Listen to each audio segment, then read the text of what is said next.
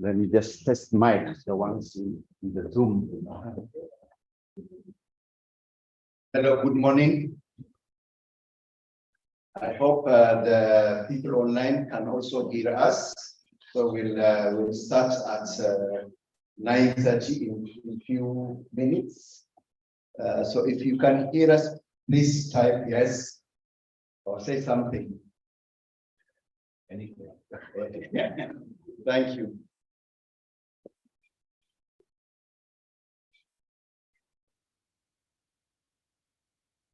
So we begin, yes, let me confirm one just to see if I have someone who can confirm. So,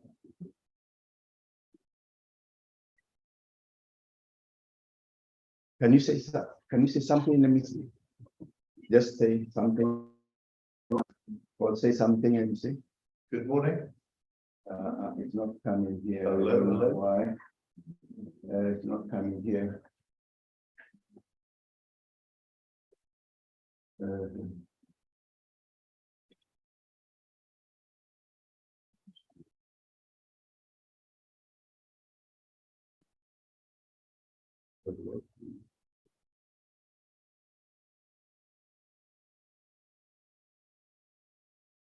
Careful.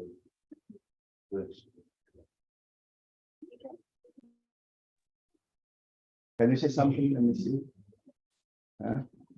Or can you say something? Hello. Can you hear me? Someone can you hear me? Yes. Okay, good morning, everybody. Those of you in the room, those of you out of the room, those of you asleep, those of you awake, good morning. So yesterday we spent a number of hours actually discussing drug discovery from various different perspectives. So today we're taking the theme forward with a number of talks. In the first half of today, we'll be talking about the use of chemistry and then genetics in terms of supporting drug discovery and target identification. So first of that, we have my friend and colleague from ICCPS Karachi, Summer Yusuf, and she's going to be discussing co-crystallization to accelerate our discovery and understanding of anti-leishmanias. So thank you, Summer. So thank you, Paul. Today I would like to share a part of my research work, which is actually going to based on relatively a new technique which emerged in 2001. But let me ask you that how many of you are actually familiar with the concept of co-crystallization of any active, biologically active compound? Have you ever heard it about? Okay. Then, but all of us crystals are very fascinating thing, not only for the women because of the gems or some shiny thing in their jewelry, but also because the crystals are the thing which give you, with respect to the chemist, the precise three-dimensional structure. So it's not only fascinate the chemist, but also the biologist, as you heard yesterday with MK, that many of the enzymes are actually solved on the basis of the crystallization. So let's move that. What are the focus? Why I opted that to choose as one of the many research areas going on in my group. Oh, sorry. I did not share the slide. I'm sorry. Oh. Do you want me to start again? Yeah. I think. Yeah, because those ones online will not be happy. Sorry. Yeah. I'm sorry, it's my mistake.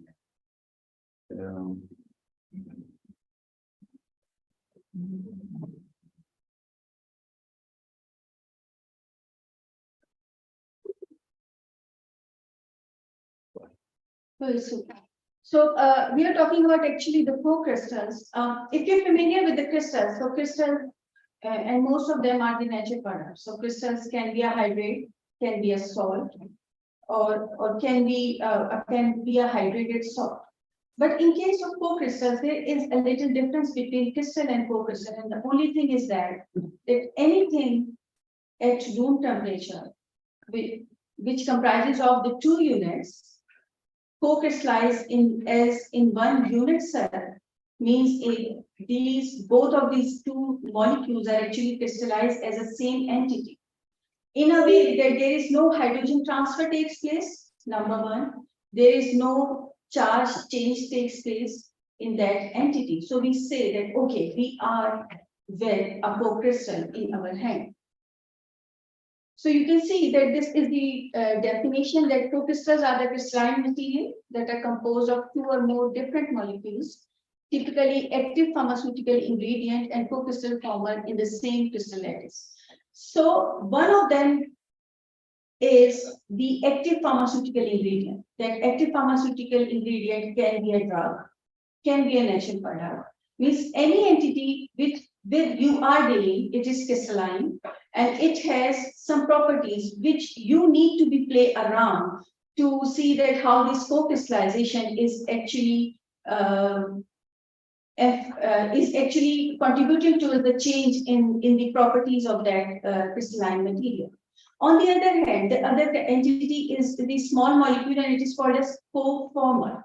That choice of that co-former is very important in the research area. Your co-former, if you are dealing with any drug, and if you wanted to do the co-crystallization in order to study the changes in the pharmaceutical property, or even in the solubility or any other physical property, so you must be careful that the co-former which you are actually choosing to co-crystallize with this API should not be a cytotoxic in nature. So whenever you go on the website of the FDA, there is a whole list of these approved co-formers, and they are called as GRAS material, that is generally recognized as safe compounds. And how this whole area of co-crystal is emerged. Actually, the concept of co-crystal was introduced by one of the famous crystallographer from India, that is called as Professor Gautam Desiraju. He was the president of the International Union of Crystallography, and he was working in his lab, and he introduced the world with the concept of this co-crystal. And after that, the pharmaceutical sector actually start utilizing this concept of co-crystals to improve the solubilities of all the drugs which have the bioavailability issues. And this journey, which was started in 2007, and in 2001 and 2007, that United States FDA is actually approved these co-crystals as a drug intermediate. At that time, that was not considered as the drugs, but the drug intermediate. Why the drug intermediate? Let me proceed further and tell you. So, as I said that why we are dealing with the co-crystals, because every drug molecule has some performance parameters. I mean, you are dealing with the solubility, as mentioned by Bartera, that she studied the change in the solubility after the change in the size of the crystals of her natural product. Then the dissolution rate, their thermal stability, and their permeability across the various parameters. Unfortunately, majority of the reported molecules which are in the market as a drug, they have the severe issues of this bioavailability, or they are the poorly soluble drugs. So it is estimated that more than 70% of the available drugs in the market are actually facing these issues. And these are the four classes in which the whole available drugs are actually classified. Means class 1 are dealing all those drug molecules which are highly soluble or highly permeable. Class 2 low solubility, high permeability, then class 3 and class 4. And usually this concept of co-crystallization was explored very much in the pharmaceutical sector to dealing with this class 2 and class 4 drugs. And they use a very fascinating term called as crystal engineering, that if you have a crystalline API or a drug, and you are doing the co-crystallization of these drugs. So they choose the word crystal engineering. Why crystal engineering? Because all of us, if you are have gone through any crystal of the natural product, so you must understand that in the crystal lattice there are the many in the unit cell. Each molecule is actually interacting with the neighbor molecule via some inter and intermolecular interactions. And these inter and intermolecular interactions are the moving source behind to do the co-crystallization of any active pharmaceutical ingredient. And by modulating these hydrogen bondings, we can do the crystal engineering of any API. So the whole concept of this crystal engineering is actually divided into 3 parts. That first, you must have the understanding of the intermolecular interactions of your API. Then develop a strategic plan by which your interactions can lead to a certain desired packing of a molecule. And I will show you some examples of that. And then fine tuning of your crystal properties to achieve the certain goals. So if you're talking about that, you have an API and you are doing the co-crystals with the aim to play with the dissolution properties via co-crystallization. So it means that if you have a drug in hand and that is poorly soluble and you co-crystallize it in order to study the change, in order to increase its solubility in the biosystem. So it means that whenever your co-crystals is entered into the biosystem, so your co-former must dissociate prior reach to the active site of that API, of that drug. It means that, but what will be the case if you grow a co-crystal in which these hydrogen bondings are so strong that your co-former couldn't be dissociated from your drug prior to reach to the active site of action of that drug. So in that case, what will be the use of your co-crystal in your hand? And by keeping all these facts in mind, there is a lot of debate you can find in the literature. And finding all these, as the co-crystal seems to be a physical mixture of your API and the co-formers. So the European Medicine Agency published a very detailed paper on all these aspects, and they said this is the famous reflection paper, and I invited all of you to please read about it. And it said that the co-crystal will not be considered as a new drug entity if its safety and efficacy is found to be equivalent to the active pharmaceutical ingredient of the considered co-crystal. I read again that a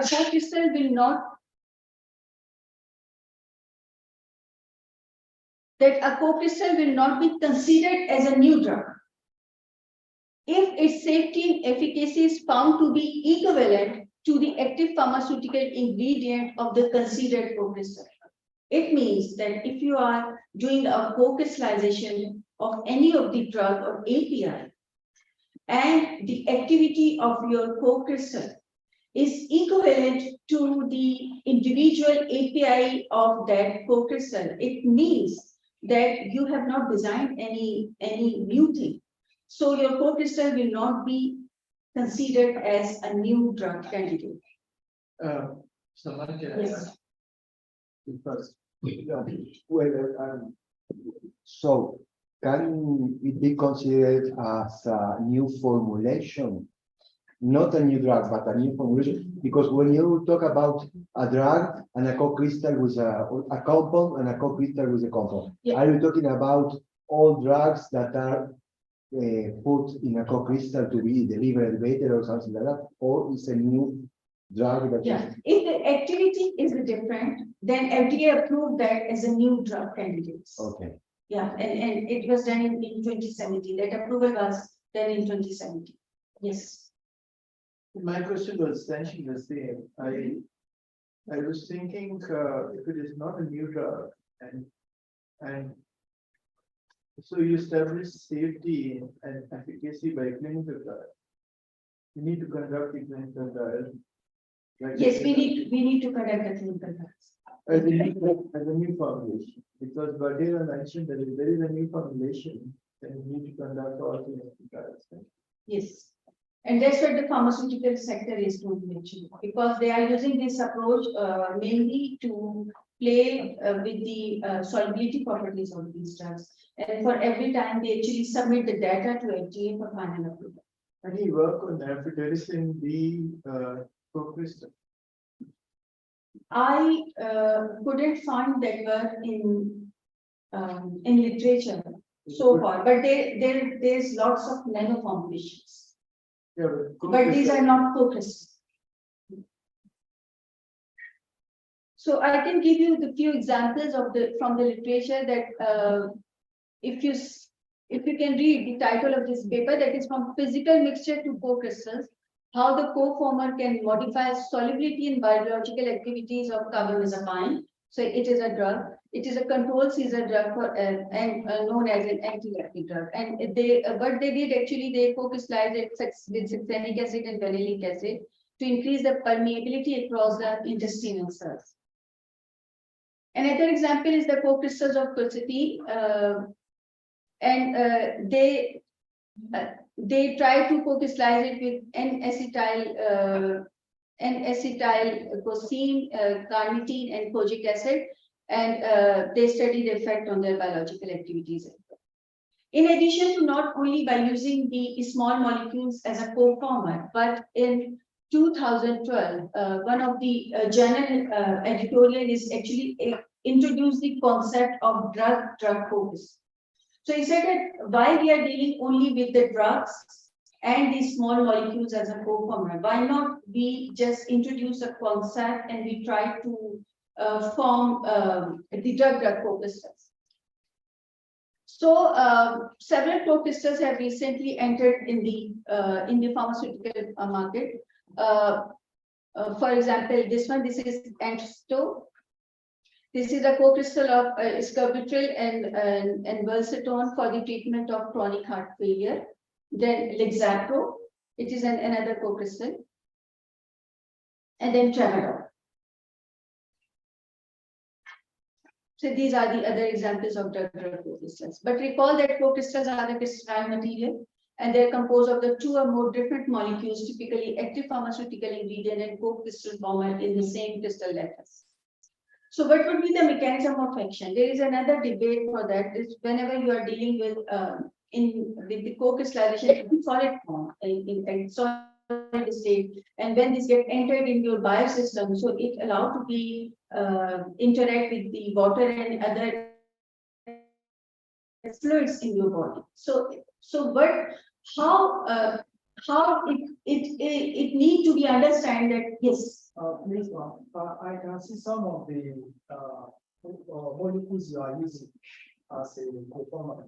They are actually used in increasing the solubility of drugs. Mm-hmm. So how do we differentiate the properties, the action? Are they acting as the crystal and half-lines, or they are acting as a solubility enhancing molecules? Oh, whenever they interact with your API, so they modulate your not only the solubility properties but also the your pharmaceutical properties of your molecule as well. And if you are talking about that, how we differentiate that, it is that's what your question, that how we can differentiate that, how they modulate the solubility properties, right? Yeah. And the other part is. They are used as a solubility enhancing molecules. Okay, I will show you the example of the work which is going on in my lab. So how we use these API co-formers to modulate the solubility properties of this.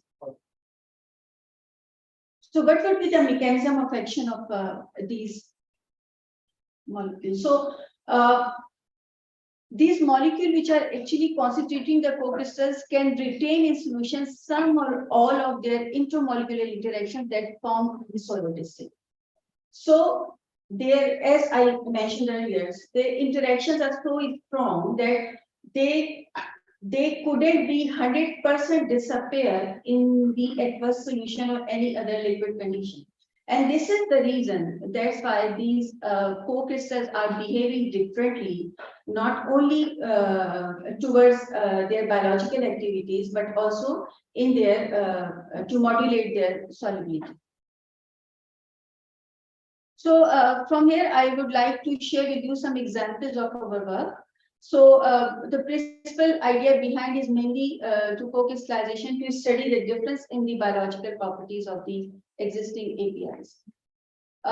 Anyone has talked about the neglected tropical disease and the leishmania, so I will not spend too much time on that. So our group is actually working on various strategies that we are evaluating the natural products, and we are doing the structural modification by using biotransformation tools and then the co-crystallization of bioactive materials. So first example which I am going to present you is the co-crystallization of amphotericin B. It's an approach to improve solubility, safety, and anti-leishmania. All of us know very well that amphotericin B is considered as a first-line therapy in the treatment of various fungal and parasitic infections. But this drug is associated with a list of limitations like affordability and then accessibility. In various regions of the world, especially in the Asian and the African countries affected with these neglected tropical disease, to have this amphotericin B, it's really very difficult because of its availability in the liposomal form. It's really expensive for people to bear that. In addition to that, this drug has various systematic toxicities like fever, vomiting, hemolysis, nephrotoxicity, and others. To date, it's very challenging to develop a bioavailable formulation of amphotericin B because of its physical chemical properties, its large molecular weight, its amphoteric physical chemical nature. Because if you see the structure of this, you can find that it consists of this long polyene chain, and then on the other hand, we have these polar hydroxyl groups, and the other part is this amphoteric in nature that we have positive nitrogen and negative carboxylate ion. It has limited water and lipid solubility and its poor absorption, and of course the acid liability. How many of you heard about Lipinski rule of 5 for oral molecules? Okay, so any one of you can explain me? No. I just wanted to hear from the participants. Thank you so much. Yes. Thank you. Normally the Lipinski rule of 5, we use it for assessment of the pharmacokinetic properties of the potential. So we'll be looking at the number of hydrogen acceptors that they should not exceed 5, the number of protein donors that should not exceed 5, and generally the violation should not exceed more than 3. Sorry? The Lipinski violations for each unique compound that is being assessed, they should not exceed 3 violations. So that it can be adopted. Yeah, but you told about only 2 rules. What about other 3? And also, hydrogen donor, hydrogen acceptor, irritable bonds. The molecular weight should not exceed 500 atoms. Molecular weight should not be more than 500. Yes. Yeah. And the partition coefficient between butanol and water, or propanol and water. Okay. Yeah. And this amphotericin B is actually is actually deviating because its molecular weight is greater than 500. It has more than 5 hydrogen bond donors, and it has the number of hydrogen bond acceptors are greater than 10. And all these parameters are actually contributing towards because of the reason that this amphotericin B showed resistance to be developed as an oral formulation. But on the other hand, this drug is actually available in very liposomal form. These are the brands in which they are available. So therefore, the drug availability and efficacy, effectivity are the two prime barriers for successful treatment of leishmaniasis in both developed and developing countries. So what we did actually, we tried to co-crystallize the amphotericin B. Then we studied its anti-leishmanial activity against Leishmania major and Leishmania tropica pro-mastigors and then A-mastigors, and then effect of co-crystallization on the solubility of amphotericin B. Bartira mentioned yesterday that her collaborator actually used to mill the crystals of natural product of chalcose to reduce the size of it. In my case, we use the mixer mill in order to form the co-crystals of this amphotericin B with the selected co-formers. The property of this mixer mill is that it grind the two of the ingredients, but in a way that heat couldn't be produced. So because of this safety, we can't say that the heat produced and it changed the phase or the crystalline nature of your starting material. So by adopting this, grinding milling procedure, we synthesized 6 of the co-crystals of amphotericin B. Again, this amphotericin B was not able to crystallize in the single crystal form. So we use the powder XRD technique to study and to confirm that whether the co-crystal is formed or not. So you can see here in the powder XRD, so there is a clear phase change. You can concentrate on this green graph. So you can see that there is a clear phase change which indicated that the co-crystal has formed. Number one, and number two, the crystallinity of this whole was found to be 60%.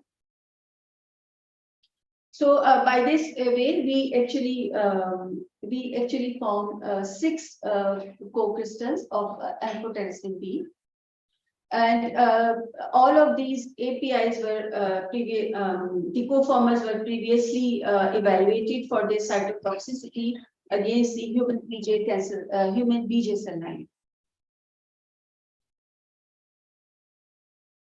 Okay, after confirming that we have successfully synthesized 6 of the co-crystals, we do their anti-leishmanial activity against Leishmania major, Leishmania tropica.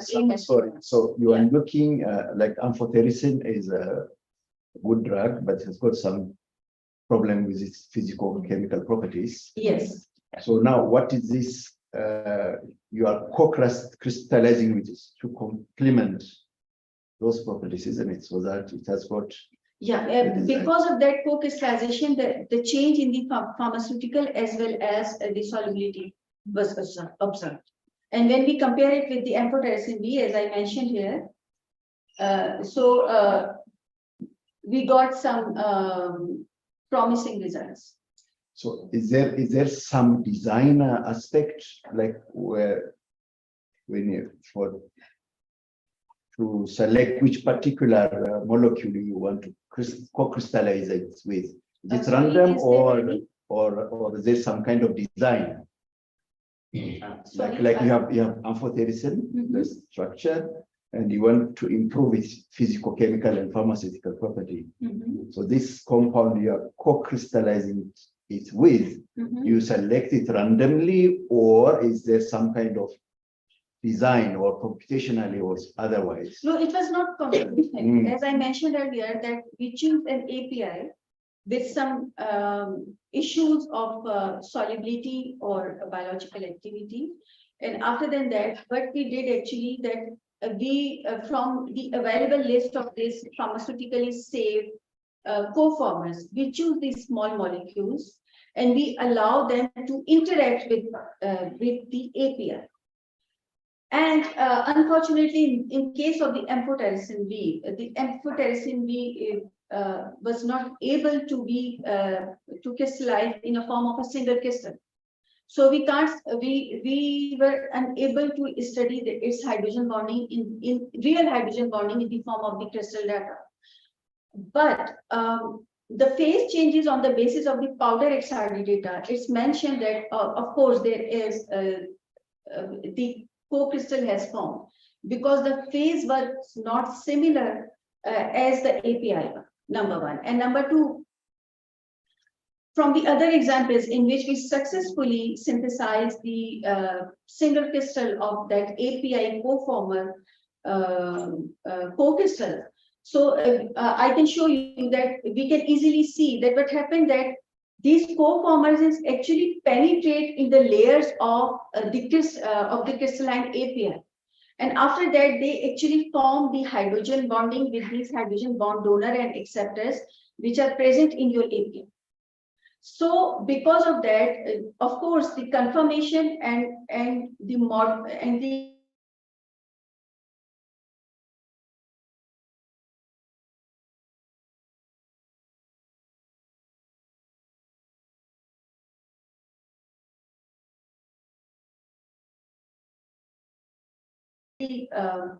properties of your feature as well.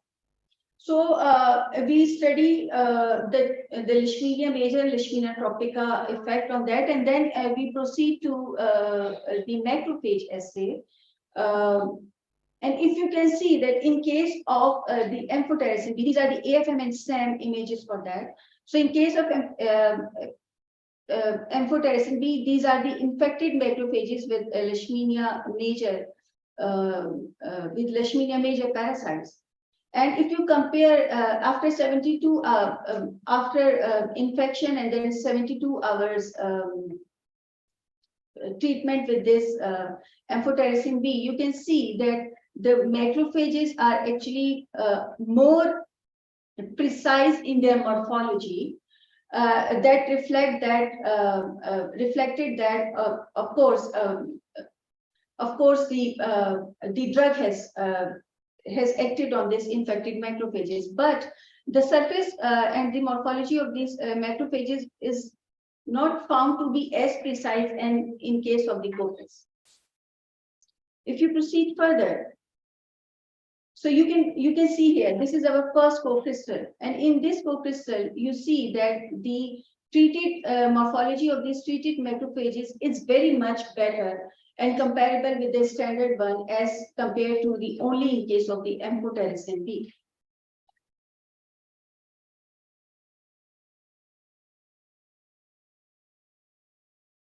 The same is here. But in this case, if you compare with this, that even the morphology of the infected macrophages and the morphology of this this co-crystal treated one is not very much promising. And when we study the cytotoxicity of this co-crystal, so this co-crystal, the cytotoxicity of this co-crystal was very much high as compared to the other synthesized co-crystals. Here is another case. Okay, the solubility. We did the solubility studies as well because amphotericin B is also reported to have the severe issues of bioavailability. So this is the amphotericin B. And then we have, I only mentioned the co-formers, but you consider that these are the co-crystals.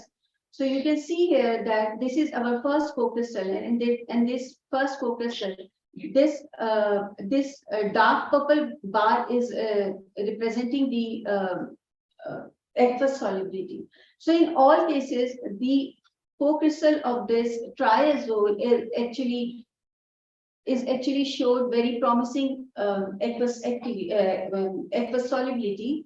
and very much improved as compared to this amphotericin B. But on the other hand, if we talk about the effect on solubility at pH 6.4 and 7.4, which is actually related to the starting and ending point of your intestine. So in that case, the activity of this co-crystal 1 was found to be very promising. So these are the results which reflected that yes, we are on the way to identify a promising candidate, but of course it required more studies and more detailed studies to emphasize on that. Okay, this was the story of the amphotericin B, and now I'm moving towards another coumarin derivative. We synthesized the around 6 or 7 co-crystals of these coumarin derivatives, and their anti-leishmanial activity against the multi-cusin-induced resistant strain of Leishmania. The natural product chemist and other one knows very well that coumarin are the well-known natural products. They are found in various plant species, and they are known for a number of their biological activities as well. So again, by using the neat grinding method, by using mixer mill, we have synthesized 6 co-crystals of this coumarin 3.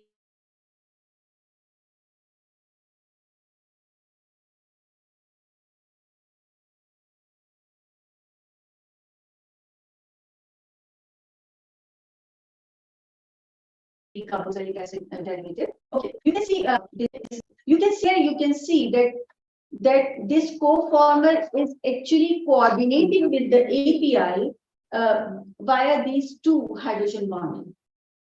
And these 2 hydrogen bondings are actually the driving force towards the synthesis of co-crystals.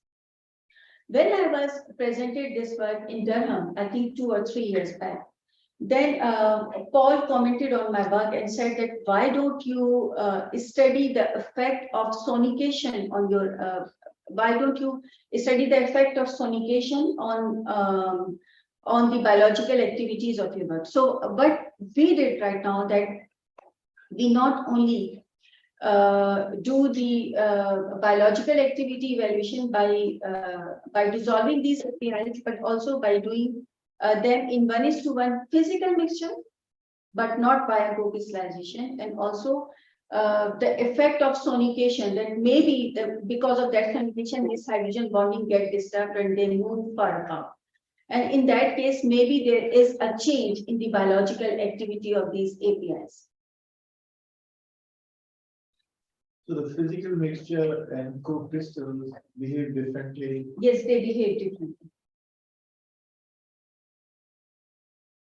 So you can see in the crystal lattice that how these API and co-formers are actually interacting with each other via hydrogen bonding and form a different sort of the network, which is strong and is strong enough to behave differently as compared to the API.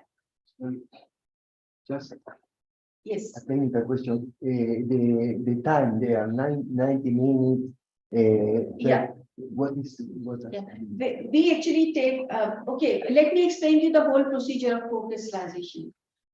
We actually start our experiment by taking the API and co-former in 1:1 molar ratio. We put it in the mixer mill and allow to mix them at certain frequency in a due course time of minutes. Let's say we start observing the changes at 10 minutes, then 20 minutes, then 30 minutes. And it's something like that you are actually optimizing an experiment. And what we see that every time, let's say after 10 minutes, we pick out our material, we set it aside for the co-crystallization and see whether the co-crystal is formed or not. Because in that case, we were doing via a single crystal exit affection. So every time we took our material, set it for crystallization, and do the study on via single crystal exit affection. But when we are using the powder, in that case, we took the material directly and put it on the powder excidiafractometer and study the change in the phases. So in case of the powder excidiafractometer, it's really interesting that you can see the progress of new phase formation in addition to the existence of the older form until the maximum of that phase changed. And in our case, after 90 or in some cases after 1 hour, the whole phase has changed, and we can say that that the co-crystal has formed. But when we are dealing with this with these single crystals, luckily in that case, we found all of our co-crystals formed in 1:1 molar ratio. But in some cases, we had a struggle to form even try in 1:1, then 1:2, then 1:3, or 1:1, 2:1, or 3:1. Yeah, thank you. So you may like to ask on the audiences why these two physical mixture and co-crystals behave differently. Okay. So there is a question from you that why these co-crystal and the physical mixture of API and co-formal behave differently. Let's say solutions of physical mixture and co-crystal. Okay, I modified. The solution of physical mixture and co-crystal behave differently. And keep in mind that I already told you the reason for that when I was talking about the mechanism. Any answer? So this is fundamental to crystal engineering. Why would you do that? Actually, as I mentioned before, that even in the solution form, the co-crystal is retains some of the hydrogen bonding. And because of that hydrogen bonding, they are behave differently as compared to the mixture, which are actually an individual entity, not behaving as a one molecule in the form of co-crystal. So primarily physical mixture has non-covalent interactions, but the co-crystal has gone through a solid phase. And that solid crystalline phase has created additional non-covalent interaction, which more or less retain even if they convert into solution. Yes. And that is the reason why it shows different physicochemical properties. And then is that biological? Biological. Yes. Thank you. So if you compare the biological activities of these synthesized co-crystals against this MI-resistant strain of Leishmania major, so you can see that our starting material showed the IC50 of 212.5 micromolar against this multifosine, which was used as a standard. But our co-crystal showed very improved biological activity as compared to our starting material as well as the multifosine individual. I give you another example. This is the 17-alpha methyl testosterone. We did the co-crystallization of this. This drug is a synthetic androgen and anabolic steroid, and again, it is a class 2 drug having a problem of solubility. So what we did that actually we have a bank of molecular bank in our institute, and the selection of all these APIs are actually based on the results of the activity which they actually provide us. They say, okay, this is a promising anti-Leishmania leaf, so you can explore it further. And about this bank, Dr. Iqbal will tell you in detail tomorrow. So I'm not talking about the studious inhibition of activity, but we talk about the anti-Leishmania leaf. So you can see that this methyl testosterone individual showed the IC50 of this against amphotericin and multifosine, and both at Leishmania tropica and Leishmania major. But in case of the co-crystallization with this thiosalicylic acid, if you can see that this co-former is actually coordinating with this API via these 3 strong bonds on one side and 2 strong bonds on other side. And these strong bonds are the actually difference which you couldn't find in 1:1 mixture. And these bonds are responsible for the different behavior of these co-crystal in biosystem as compared to the mixture. And when we see the activity of this synthesized co-crystal, so we saw that the activities improved in case of Leishmania tropica, but not as much in case of Leishmania major. This is the second case. And you see that how beautiful these API and coformers are arranged in the crystal lattice. And again, the study of the changes in the biological activity, we found some promising results in case of Leishmania. And these are the AFM studies of again in macrophage assay. And you can see that these are the normal macrophage. These red color is actually telling you that, okay, there is the macrophages and some biosystem in that. These are the Leishmania major strain you can see here. Then these are the macrophage infected with this Leishmania major, and then these are the infected macrophages treated with methyl testosterone. And if you compare with these co-crystal 1 and co-crystal 2, so we can say that in the co-crystal 1 and co-crystal 2, the morphology of these macrophages is very much better after 72 hours as compared to the starting period. This is various stages of this macrophages, say via microscopy. And again, the solubility studies of that. And in this solubility study, you can see that this methyl testosterone, we study the effect on the solubility of that at pH 7.4, 6.8, and then in one normal HCl. And you can see that our first co-crystal is found to be very much improved at pH 7. Both of the synthesized co-crystals was found to be improved in pH 7.4. And if we see the in the aqueous, only all of these synthesized co-crystals show the comparable activity with this methyl testosterone. So there was no promising change in the aqueous solubility of this. So by this, thank you so much. I gave you 3 of the examples of my work, and you can ask me questions.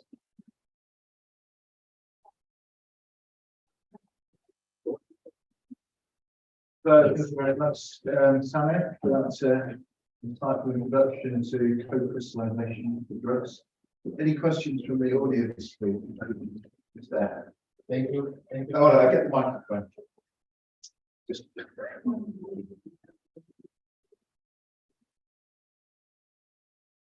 You wouldn't mind sort of summarising the back, is that would be good? Yeah. Thank you, Prof. I didn't get to understand how you managed to select the 4 primers for your appearance. Still, then, how do you select the tools that example? That's, I told you that there is a whole list of these graphs material that is generally recognized as state materials on the website of the FDA. But what is the limitation of that graphs list is that these are mainly dealing with, FDA is mainly dealing for those drugs which are mainly with those co-formers which are usually present in edibles. So in few of our case, what we did, but they have some guideline that if you wanted to do a co-former, you just do some safety studies first, whether they have some side. So you need to evaluate the cytotoxicity of these co-former first. So in our case, we do the cytotoxicity on normal human cell line, and then after that we proceed further to choose as this co-former. Last year or so, and then the gentleman on the end.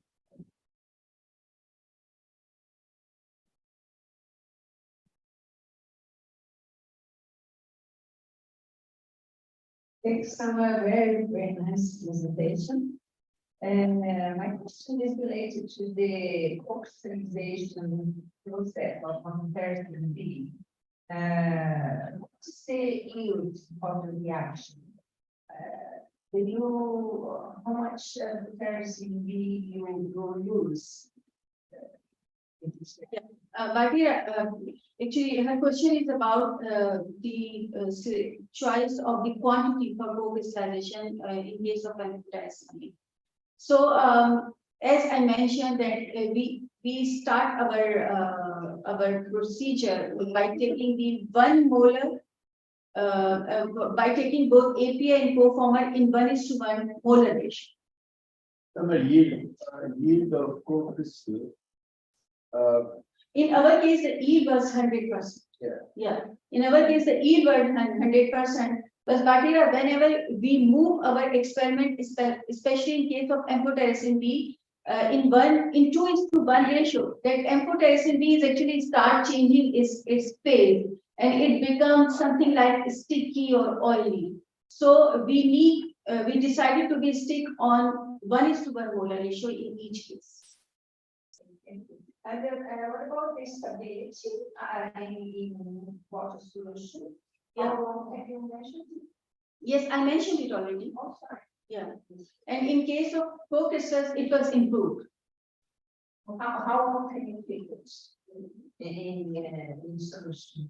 You're talking about that how long it will keep it in that solution. Yes. Yeah, that is already going on. We haven't studied it yet. Yeah. Thank you. I think logically, as long you keep longer you keep this solution of co-crystal, the more it will lose its Its hydrogen bond. characteristic. Yeah, sure. Thank you for your presentation. I noticed that some of the APIs and the functional groups that react. So how do you ensure that there's no covalent contribution between the two? And secondly, Sorry, I can't get please. Covalent interaction between co-former and API. Okay. yes, and secondly, does co-crystallization have any role during the discovery phase in the optimization, or is it only when you get the drug candidates and not do formulation studies that you do co-crystallization? Can't get you Lead optimization, role of co-crystallization and lead of optimization. Okay. So the question of your first part of the answer of your first question, like if you are talking about the number of the functional groups which are able to do the hydrogen bonding.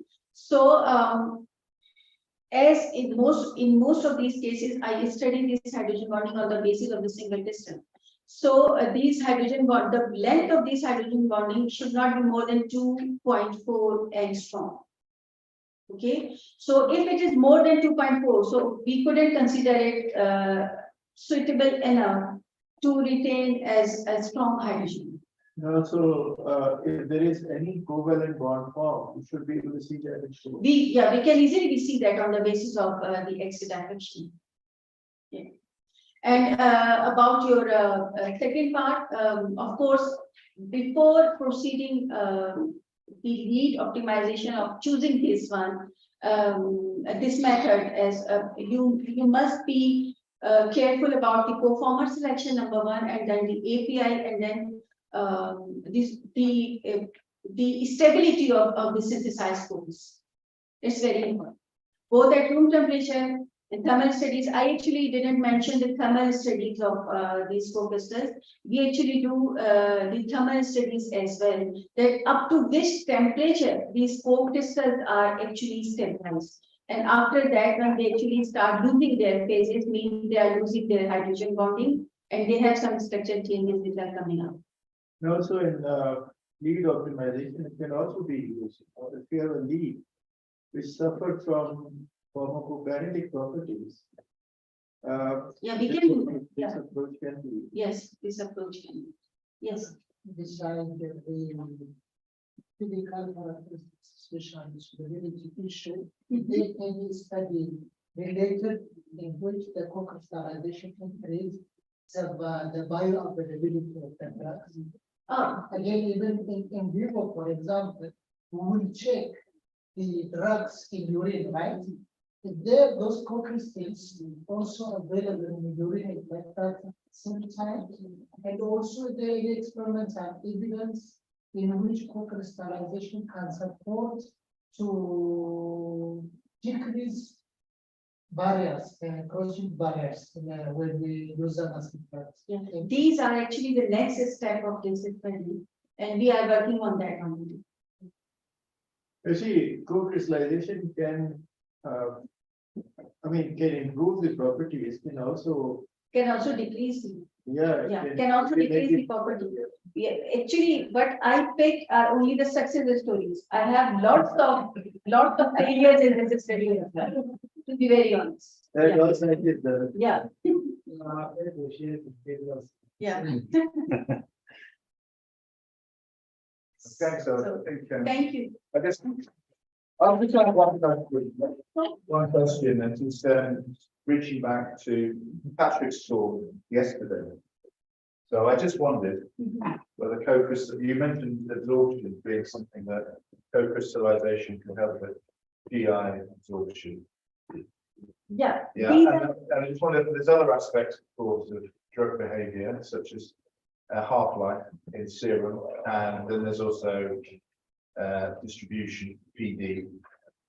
Could, because you spoke about the sort of rapid dissociation in co-crystals, could, for example, in classic, which Patrick's interested in, could a co-crystal be formed which could help the latter stages of PK or even the important PD characteristics, which has kind of been covered a little bit in another question on that.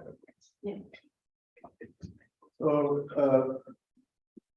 question is that the co-crystallization is an effective tool for oral drugs, right? Yeah. Oral availability increases, but once they dissociate, whether co-crystallization can eventually help in their Yeah, this is the part of the all in vivo studies, and as I mentioned, that it are already going on. So I think in 1 or 2 months we will be able to summarize the whole results in a better form. Okay, I look forward to it.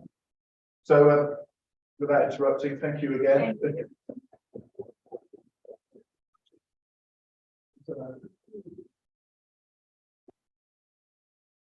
So, next up, we have another friend and colleague and collaborator now with me, Carlos Rebello, the Institute Pasteur Montevideo in Uruguay, who's going to introduce you to the use of genomics, particularly in drug target identification, which is something we're working on together, actually. So, Carlos, thank you. Thank you very much. Good morning. Again, thank you very much to the University of Nairobi, the comstech, University of Durham, and ICC. BS. In particular to Samuel Paul and Solomon. Solomon is working very hard. So thank you very much. I will change to genomics. I'm sorry.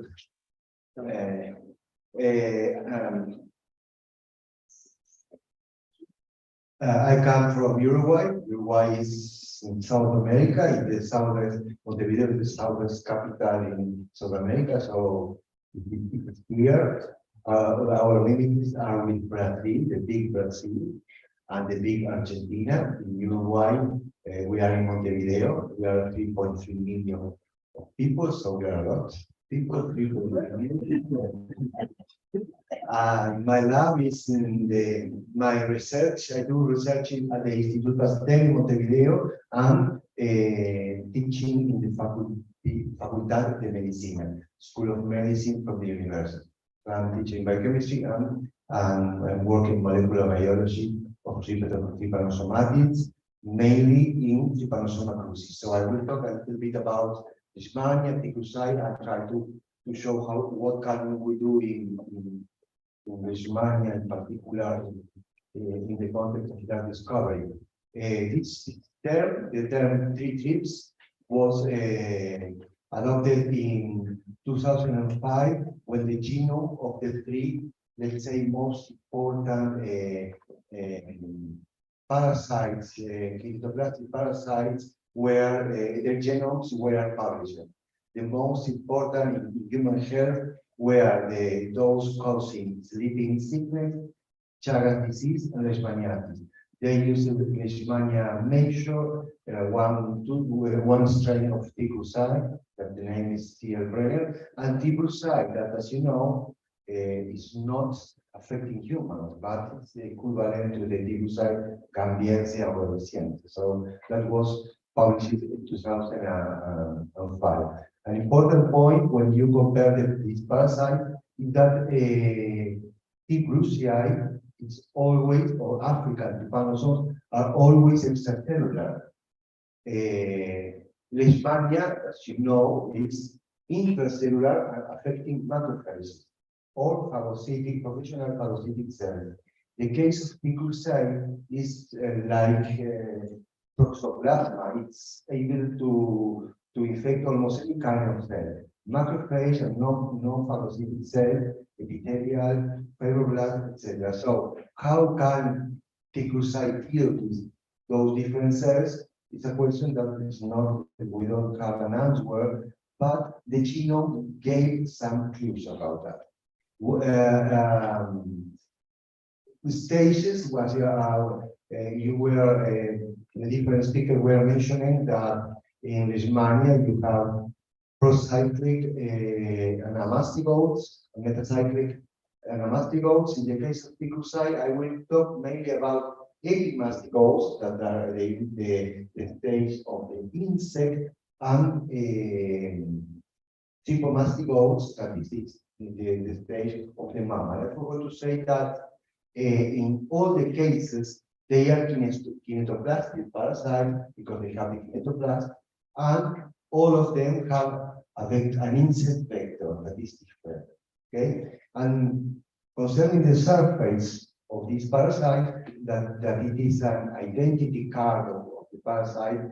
They are very different. They have GPI anchor proteins, but that are different and species specific in each of them. So they evolved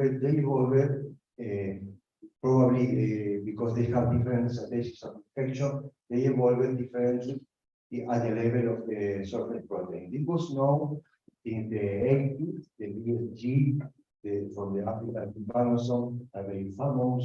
So after that, the phosphoglycans from Leishmania, some transialidases or mucins from T. cruzi were described. And when the genome was published, we knew more about that. Also, at the level of the genome, the three parasites, the three group of parasites are organized in the same way. The genes are in clusters. Yes, we name these clusters. These are clusters of genes in one direction or in another direction. We name them directional gene clusters. Gene cluster 1, gene cluster 2, gene cluster 3, etc. So the genes are transcribed like in bacteria as polycystronic units, okay? And this is PTU means polycystronic units 1, 2, 3, that is related with that. And they don't have promoters, and another point that is common to the three group of parasites is that they make, instead of splicing, the classical splicing that we have, make trans splicing. So all of this was basic research that was done at the level of molecular biology, and these differences are used or are being used to select drug targets, because those molecular mechanisms are different and are not present in humans. Okay, that is a general consideration about these parasites.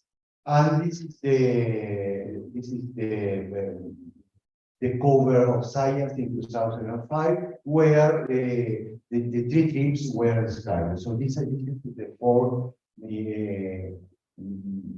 papers, research articles, that is the genome sequence of Tigrucide, the genome of African trypanosomes, the genome of Leishmania major, and comparative genomics of the trypanosoma. So what was seen is that this parasite, probably with the battery, I don't know. Yeah, because sometimes, yeah. And now it's working. Okay, what is? No, it's working. Yeah. I mean, but it's here, sorry. Okay, position.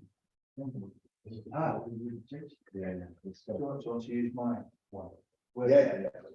Better. Sorry.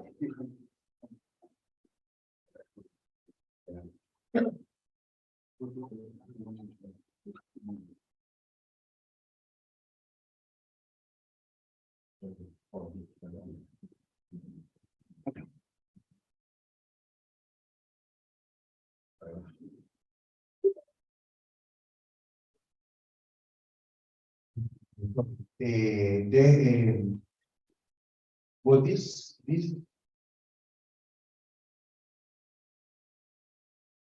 here in the paper of comparative genomics, it showed that most of the genes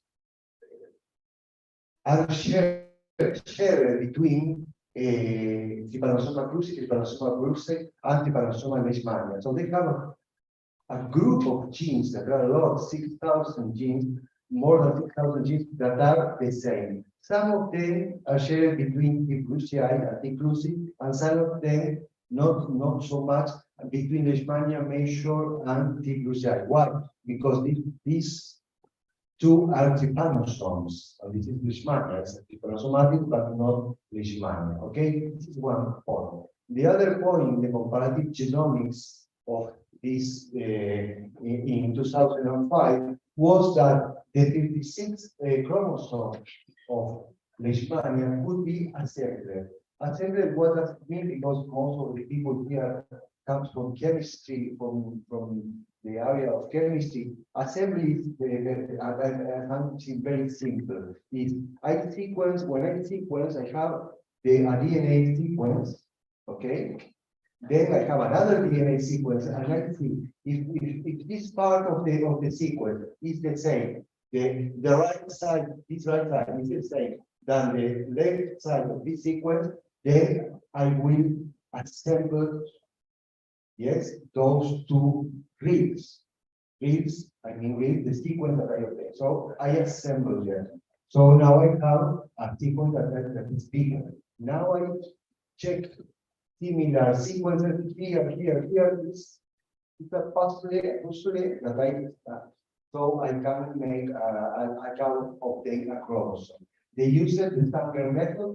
It's a method. It's the common method that is used when you want to sequence a band of PCR, for example. You send it to a service, and they use the Sanger method. Sanger was who described the data and had two Nobel Prizes. One sequencing proteins first, and after that sequencing nucleotides. Yes, and this is the method that usually is used. So they also could in 2005, yes, they made the assembly of the chromosomes, the 11 chromosomes of T. brucei and the 36 chromosomes of the Leishmania major, and showing that there were several regions of the chromosome that were with high that had high homology. For example, the yellow one between T. brucei and Leishmania major that probably correspond to this group of genes. Okay, so that was an excellent work, but T. brucei is missing. Yes, and it's missing because the genome of T. brucei, and they generated in the paper, the genome of T. brucei has an expansion of these gene families that are surface protein, the genes coding for surface proteins, transaminase, MAS, and mucins. So that expansion makes it impossible to assemble, to make the assembly of the genome because they are very similar, right? So they will collapse. Okay, I don't know how to put, if I have these two sequences and are almost identical, I will put them together, but they are not. That is a problem with the standard method. So T+I was the worst genome, but not because of the researcher who did that, but because of the method. The Sanger method is not enough for the assembly of this complex genome. Okay. Okay, but it's very impressive to see the number of genes per upload genome. For example, for transaminase, 700 genes for big mass, 400 mucins, 200. So those proteins, we don't know which of them, we did not know which of them were expressed, but we knew that there were a different evolution in T+I in that sense. So this GPI anchored proteins. After that, next generation sequencing was developed in the last 15 years. Probably you knew about that. For example, this changed the sequencing method and the possibilities.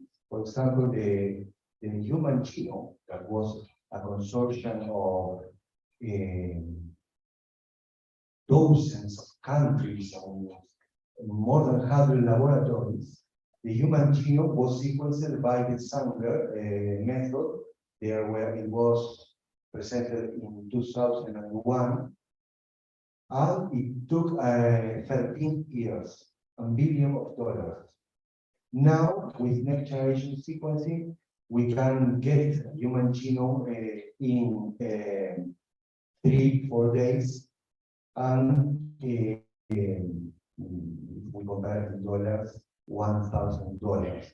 Okay, if we need more quality, maybe it will be more. But that was a revolution, yes, like the microscope, when the microscope started in science, or mass spectrometry, yes, of small of big molecules of proteins. That was another revolution in the research. There were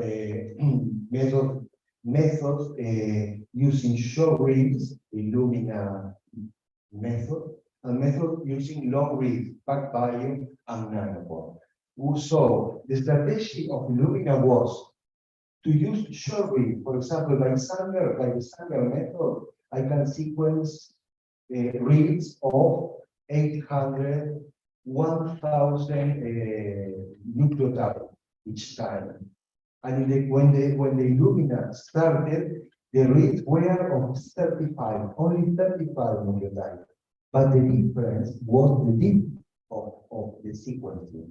Instead of having one sequence or one read for each run, in the case of Sanger, they obtained for each run millions and millions of sequencing of 35 reads. So when I put them together, then I have a quality control value. For example, if one nucleotide has been sequenced 30 times, then there is an anatomy, because in the survey, a Q30 value, that's a control. So with those things, they could solve the genome of very complex organisms, including humans. After that, probably you hear about that, started the project from NIH, 1,000 genomes, and another project, one genome for $1,000, etc. So it was an explosion, a revolution, also an economical, what has an economical impact, etc. And after this Illumina technology, two technologies were developed that allow to sequence long reads. That means that this is short reads and this is long reads. Long reads means that you can sequence 100,000. You can obtain 100,000 reads, so you can pass through complex regions of the genome. What do I mean with complex regions of the genome? Regions where there are several repeats. So those satellites that you use in diagnostic human diseases, for example, or in humans, or those repeat regions like the surface proteins, nucleoside, can be solved by those technologies. Concerning the cost, for example, if you work in an institute and you want to have one of these technologies, they are very, for example, they are very high Illumina sequencers, and usually it's better to send the samples to sequence if you don't have a very big institution or a campus. Okay, a campus, then you can buy. But there are small Illumina sequencers like MinSeq, MiniSeq, etc., where you can evaluate rapidly some samples, because this is not used only for genomics, it's used for single nucleotide polymorphisms, to see variability in population of bacteria, to make metagenomics, microbiomes, etc. So those equipments can be acquired in prices that are equivalent to real-time PCR equipment. So that's what. The PacBio, yes, for long reads, is expensive. It's named smart technology because single molecule reaction, I don't remember what it is, but it's impressive because this is nanotechnology. This is a nano, and this is a web, a nano web where there is a molecule of DNA polymerase, and here there is a polymerization, and you will detect in real time nucleotide by nucleotide. And theoretically, you can sequence 1 million of nucleotides. In the reality, you can sequence until 100,000, that is a lot, because remember that sometimes you cover a bacteria in 1 hour, we have the sequence of the complete genome of a bacteria, for example. This equipment is expensive. Usually there are some platforms, companies, universities, and usually you send the place the sequence, you receive the data and you analyze them. And this is probably the most important development in the last years. This nanopore methodology that use a pore. There is a pore where the molecule pass through the pore, and we detect also by in real time nucleotide by nucleotide because of the different potential, the distort, the resonance, etc. It will determine if there is an A, G, P, or B there, and this pore, yes, this pore, yes, will give me a long read, and I have a chip with thousands of pores, and it will sequence read by read, and after that I can make this. That is the method of nanopore. And the important point is that it's like a pen drive, okay? So the big sequencers like PacBio, the Sanger, or the Illumina, that are very big machines, now this sequencer is like a pen drive. It's not expensive compared with the other one because it's $1,000 the price, and the other ones are more than $100,000. It's not expensive and can be used in a common computer. So for the work in the field, etc., it's really fantastic. So the nanopore is still in development. There is a community in the network, so you can ask the people, I want to do This is a very important method for working in this, for example, parasitic disease. What we have done was, this is an example in Leishmania. Note that in Leishmania at the molecular biology level, we have in the 90s the development of stable transfection, expression vectors, and knockout experiment. So here there was a lot of work working with candidates. So they generate the knockouts, overexpress proteins, etc., to see if they were essential genes or not. And that was there was a lot of work related to molecular biology that is still in use. I mean, usually when you want to validate a target, you overexpress a gene or you try to knock out a gene, etc. So that it has 40 years method. Okay, here is the point. Another hot spot that is Leishmania major genome phenotype. The initiative is to put together in a page, a web page, yes, from NoPDB to put together all the genome so you can analyze, select the genes, go to the PDB, we have the links to the PDB, with another databases, etc. And here, yes, in 2018, started the use of PacBio, Illumina, and nanopore sequencing.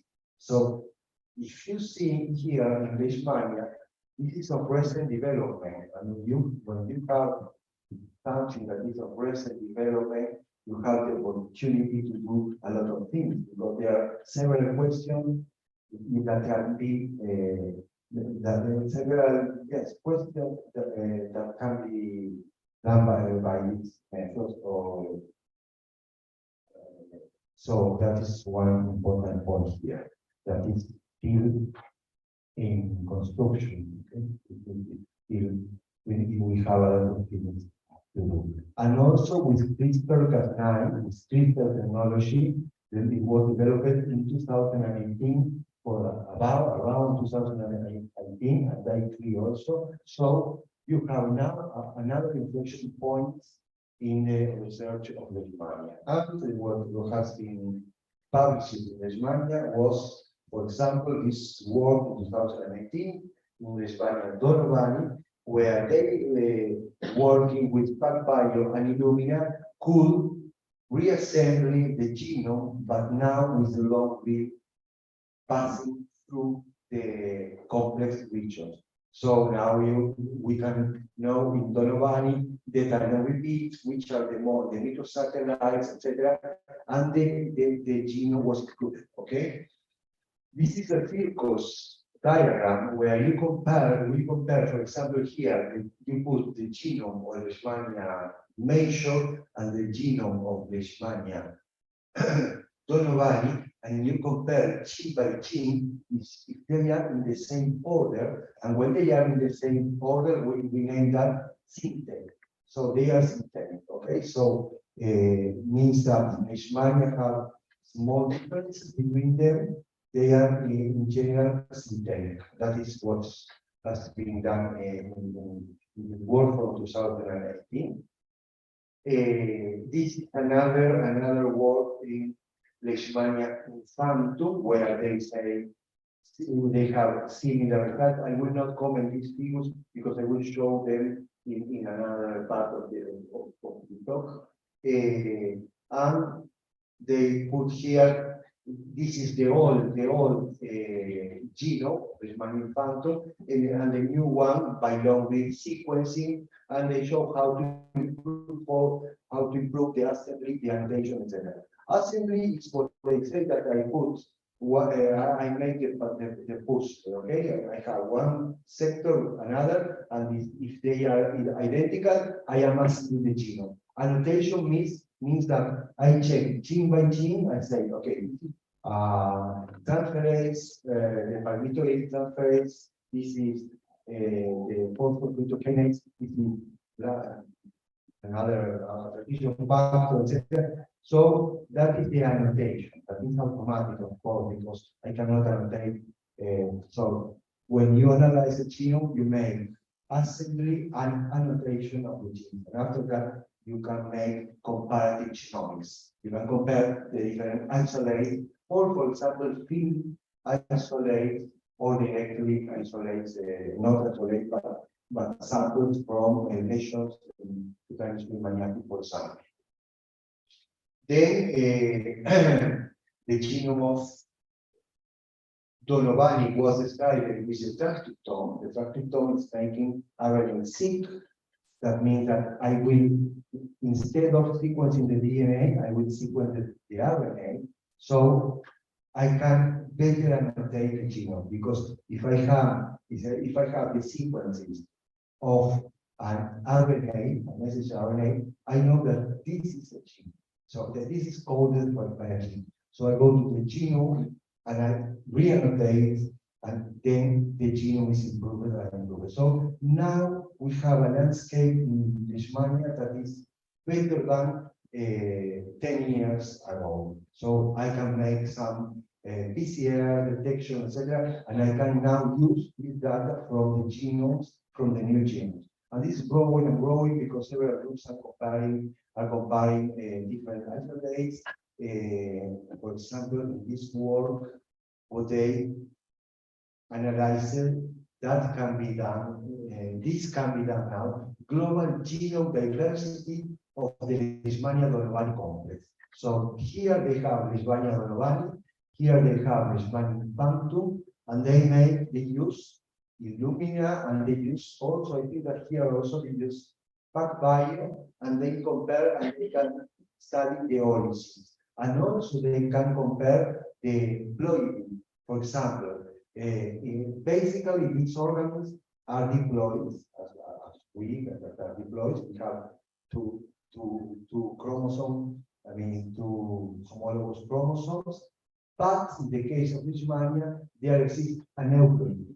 An euploidy means that in some cases we have only one chromosome and not homologous, and in another cases they have three, and probably it's an important mechanism of adaptation of Leishmania, the aneuploidy. So you can use the sequencing data to see if for each chromosome you have 1, 2, or 3 copies. Okay, and this kind of phylogenetic trees, and you can compare the phylogenetic trees with the origin, with the different origin of the complex, and you can study, yes, the evolution of Leishmania, or for example, how it happened with COVID, for example, where it is coming from, etc. So it can be done, that can be done by this new next generation method. So that is very important and will be very useful probably in drug discovery, in diagnostic tools, etc. The information generated by the methods. And now, yes, this is a recent paper. It can be done single-cell genome sequencing. So that is probably that will be a new impact in Leishmaniasis and other parasites. Now we move to Trypanosoma cruzi. It's very near, it's similar, it's a Trypanosomatic, it's similar to Leishmania, the name of the disease is Chagas disease, because Carlos Chagas from Brazil was who discovered and described the disease, the vector and the parasite. It was an excellent work we did in 1909, 1910, but published it those years. So that's why the name is Chagas disease. What we did in our lab was to sequence 2 strains with PacBio and Illumina, and to sequence another strain. It is interesting that the strain that we sequenced, the second one, was Berenice. Berenice is girl that was the first patient child. So when she was 16, the parasite was isolated and we could sequence that clone. And I will show how the results are expressed and how they can be used. First, by using long-read sequencing, you can generate the same tables, yes, the same table that I showed, yes, but with a precise number of genes. Instead of, for example, cancer amyloid, instead of 700, you can say that they are 1,700 because you can uncollapse the region. That is one thing that you can obtain from the sequencing. And this is represented here. For example, here I show the genome from 2005. The genome of 2005, each of these rectangles, that rectangles represent one gene. Okay? This is our genome and this is the old genome. What I want to show is this. Here, according to the old genome, or let's say the standard sequence of genome, here it shows that there was only one gene. In our sequence, we find that there were 10 genes. This is that this region was collapsed because of the method. There were a tandem repeat of genes, and the program put together them because they say, this is a sequence, this is identical, so I put it here. It's identical, I put it here. There is one gene. But if I have a long read, then I will have all the tandem sequences and say, okay, I have 10 genes instead of one. This is the expansion of that the methods allow. Okay, and as you can see in several places, yes, you can now obtain a real number, the real number of copies of each gene, and that is important for more than one reason. The same was done in Leishmania. The paper, one of the paper showed all the figures I showed. Also, they uncollapsed a lot of regions. You can also separate haplotypes. So now if I can separate haplotypes, I can define homologous chromosomes. Chromosome is homologous to the other one, etc.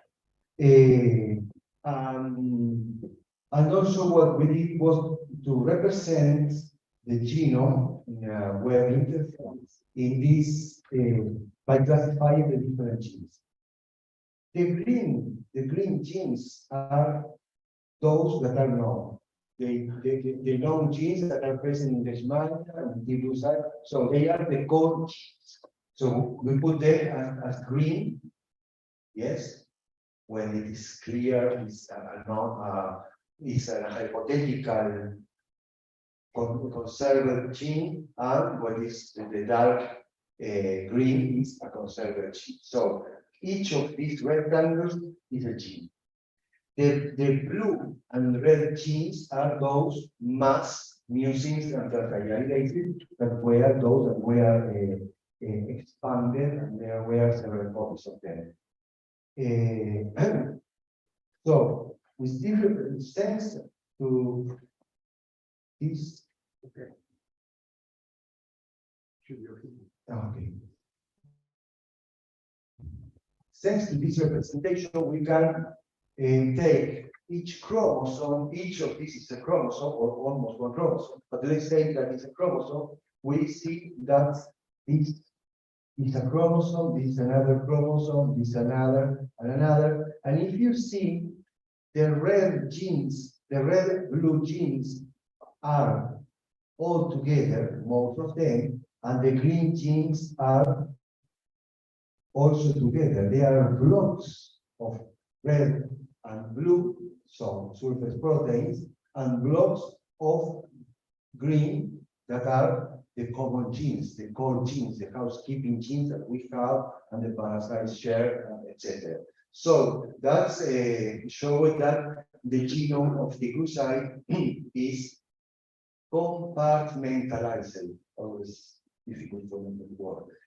So we name it one compartment as core, the core compartment, conserved genes plus hypothetical proteins, and the other is active with the transcyclase genes, MAS and mucin. This was could be discovered thanks to the long read sequence. Okay, before the idea was that these genes, the disruptive, the surface gene, were in the subtelomeric region. So that could be done because of that. They are completely different. This is just the content of cysteine, and they are different in the content of cysteine. So it is like they have two different genomes in the same genome, what was really impressive for us. Why we named them core and disruptive? Because core is synthetic. Synthetic, if you remember, is that I will show with this example. I need to go there. This is T-glucide. Here is T-glucide, T-glucide, and Leishmaniasis. Okay, let's see. Trypanosoma cruzi, Trypanosoma cruzi, and Leishmania.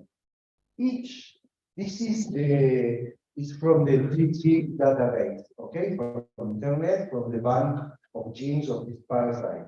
So this is the glucide, and what is shown is schematic view. This is the DNA, a region of the genome, and each of these is a gene.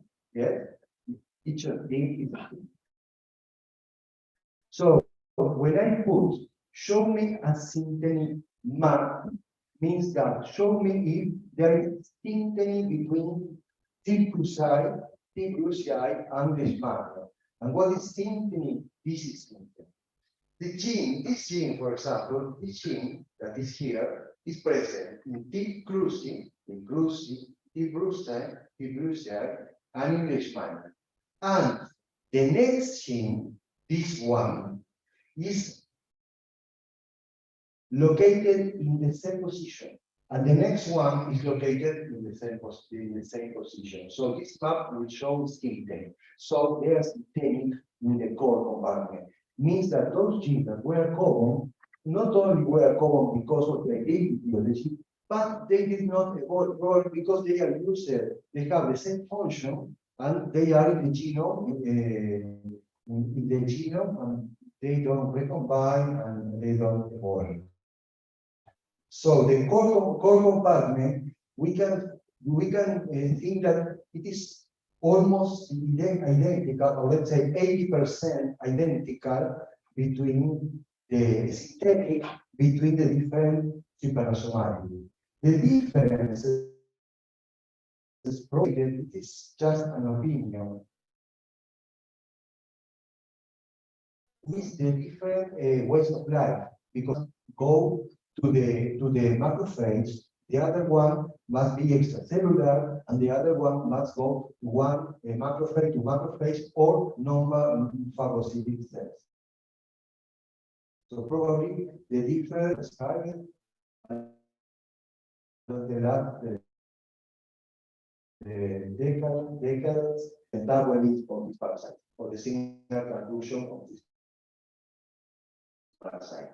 Again, it's another another part of the genome. So here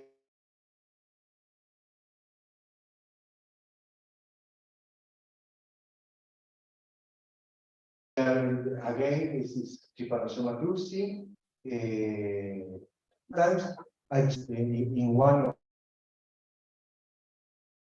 the parasite, but this is very impressive. The synteny between the parasite, the same origin, and some of the genes are tranquil in that situation, in that position, etc. That is the core compartment.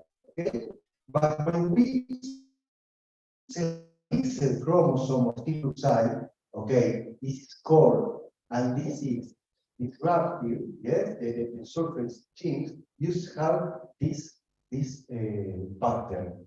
These are synthetic, but here the synthetic is broken. Okay, there is it's empty here because this gene, yes, only are in this in leukocyte and in variations and repetitions, etc. So that is why we call it disruptive. So because there is an interruption when you compare them with other trypanosomatics. I will show just a curious result that we have raised here. We wanted to, we asked them, because we said differences with another trypanosomatic, and what happened between different strains of the same trypanosomatic. What happened if I compare chromosome from the tikucide strain, the M28C is the name of the strain, and another strain that is TCC. Well, the hypothesis was probably they will be synthetic. And what happened is that when we compare two strains of tikucide, it is another form of representation that is very simple. Is here I have chromosomes of one strain, here I have chromosomes of two strains. So if they are homologous and show put a dots, and if they have almost 100% of homology, I will have this pattern, this pattern, this pattern. So here you have one where there is no synteny, no homology between two sides, and this has synteny. This has not yet, and as you can imagine, these are chromosomes entirely disruptive, and these are chromosomes entirely core. So that is what I showed in here. But the impact of this finding was that this compartment, disruptive compartment, is evolving very fast. So probably allows the parasite to switch depending on the different context. For example, if it's the kind of cell, the kind of mammal, etc. So I will be more. The next question is why the genome of tikucide has two compartments, and the hypothesis was probably because of chromatin folding or chromatin organization. That was one thought. And it should be mentioned here that in the somatics, all of us say that the regulation of gene expression is post-transcriptional. There is no transcriptional regulation, neither in Leishmania, nor in tikucide or tikucide. Okay, so this kind of regulation was not studied in the trypanosomatic at all during years and years. Now recently started to be published some articles about chromatin organization in parasites, in these parasites.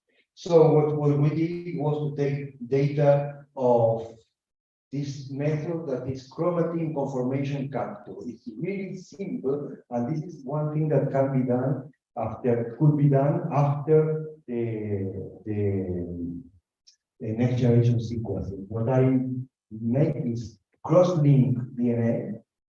Okay. After that, to put biotin and to purify with streptavidin, yes, to purify small fragments of DNA that are cross-linked, covalently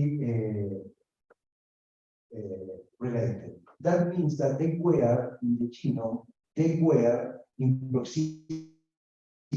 So I made an analysis, a three-dimensional analysis through a chemical method of capture, of cross-linking and capture. And the name of that technique is high chromosome conformation capture, and the plots are these plots. When the plot is very dense, the more dense areas, Yes, for example, if here I will show the time. This is a chromosome. This is position 1, this is position 1 million, let's say, in that direction. So more dense means that they have more interactions. Okay, less density, that means that they have less interaction. Why? Because when I make sequencing, each read corresponding to one region will say here, and so I will have this kind of loss. When we did in trypanosoma cruzi that analysis, and now I am representing the core compartment as gray and the disruptive as yellow, we see that there were the points where the limits between the disruptive and the core compartment were related with vision of chromatin without interaction. So that is a first result. A second result was that we determined by different methods the interactions, and this represents like a loop in the chromatin. Okay, this is a region that is interacting inside a region of core, yes, and this is another that is interacting. I don't know why the colors are the same. This is not disruptive. This corresponds to a region, to a loop of chromatin. And this is the disruptive, and it has also a loop. So there is a correlation between the linear organization and the three-dimensional organization of chromatin that resembles the protein, that the primary structure will determine the three-dimensional part, the three-dimensional structure. So that was the result. So we can summarize this in that the disruptive and the core compartment have chromatin folding domains, and they are usually mutually exclusive. These chromatin folding domains do not interact, from the core, do not interact with the chromatin folding domains from the disruptive compartment. So, again, it seems that they have two genomes. One genome stable, similar in other trypanosomes, that is to survive, to continue having those functions. And the other one, more dynamic, that is can be related with genetic variation in T-glucine. This represents interaction between chromosomes. So here, chromosome 1 interacts with chromosome 1, chromosome 4 here with chromosome 4, etc. Whereas in the disruptive compartment, we have found that, well, here is more clear interaction. We have found interaction, for example, for one chromosome with more than one chromosome. So, and another result showed us that the disruptive compartment is more compact also. So if they are together, yes, they are compact, they have loops, they are together, probably they represent what was called in the past heterochromatin, and now is called B-compartment. In our case, we will name that as D-compartment, and they are together. Why they are together? In our opinion, to avoid spurious transcription of all of the proteins, and to allow transcription of only just a set of certain protein, only little bit surface protein. And also for recombination between, because they can change through recombination which protein will be expressed. So that is our hypothesis.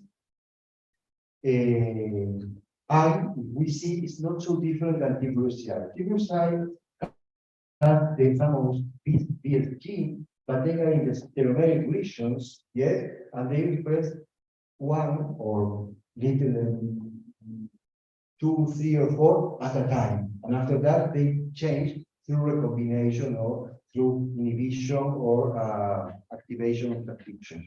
This is the case of Tickle cell, very important. In the case of Tickle cell, it has a disruptive compartment, but can be in several chromosomes and also can be a complete chromosome. That is what we are proposing now. And finally, I will be finishing now. When we did RNA-seq transcriptomics, and we classify the genes of high, medium, or low expression, yes, we found that high here is violet, medium is gray, and low is green. We found again a pattern, yes, that was different in each chromosome, and of course, this pattern was related with the disruptive and the core compartment. The disruptive is of low expression, and the core is of high or medium expression, but interestingly in both stages, meaning that this is a property of the parasite, not changing between the insect or the mammal stage. So this is, in our opinion, was relevant to study particular genes.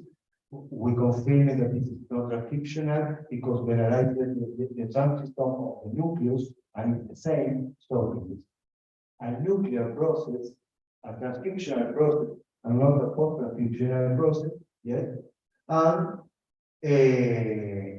finally, which we found that the directional gene clusters that usually are related to polytranscriptional units are not necessarily related to that, because those regions where there is a loop of chromatin, yes, determine which genes expressed. This schema means RNA levels in amasticos, epimasticos, hypomasticos, nucleus, and again epimasticos. And in all cases, you have that where there is a loop of chromatin, this RNA is being transcribed. Where there is an insulator that is here, you have a silent region. And this is a polycystonic unit, so it is interrupted, yes, because of the chromatin forming. So the chromatin organization efficiently is controlling the transcription, the global transcription of triglyceride. The same happens in triglyceride, and with this, I will show just. I think that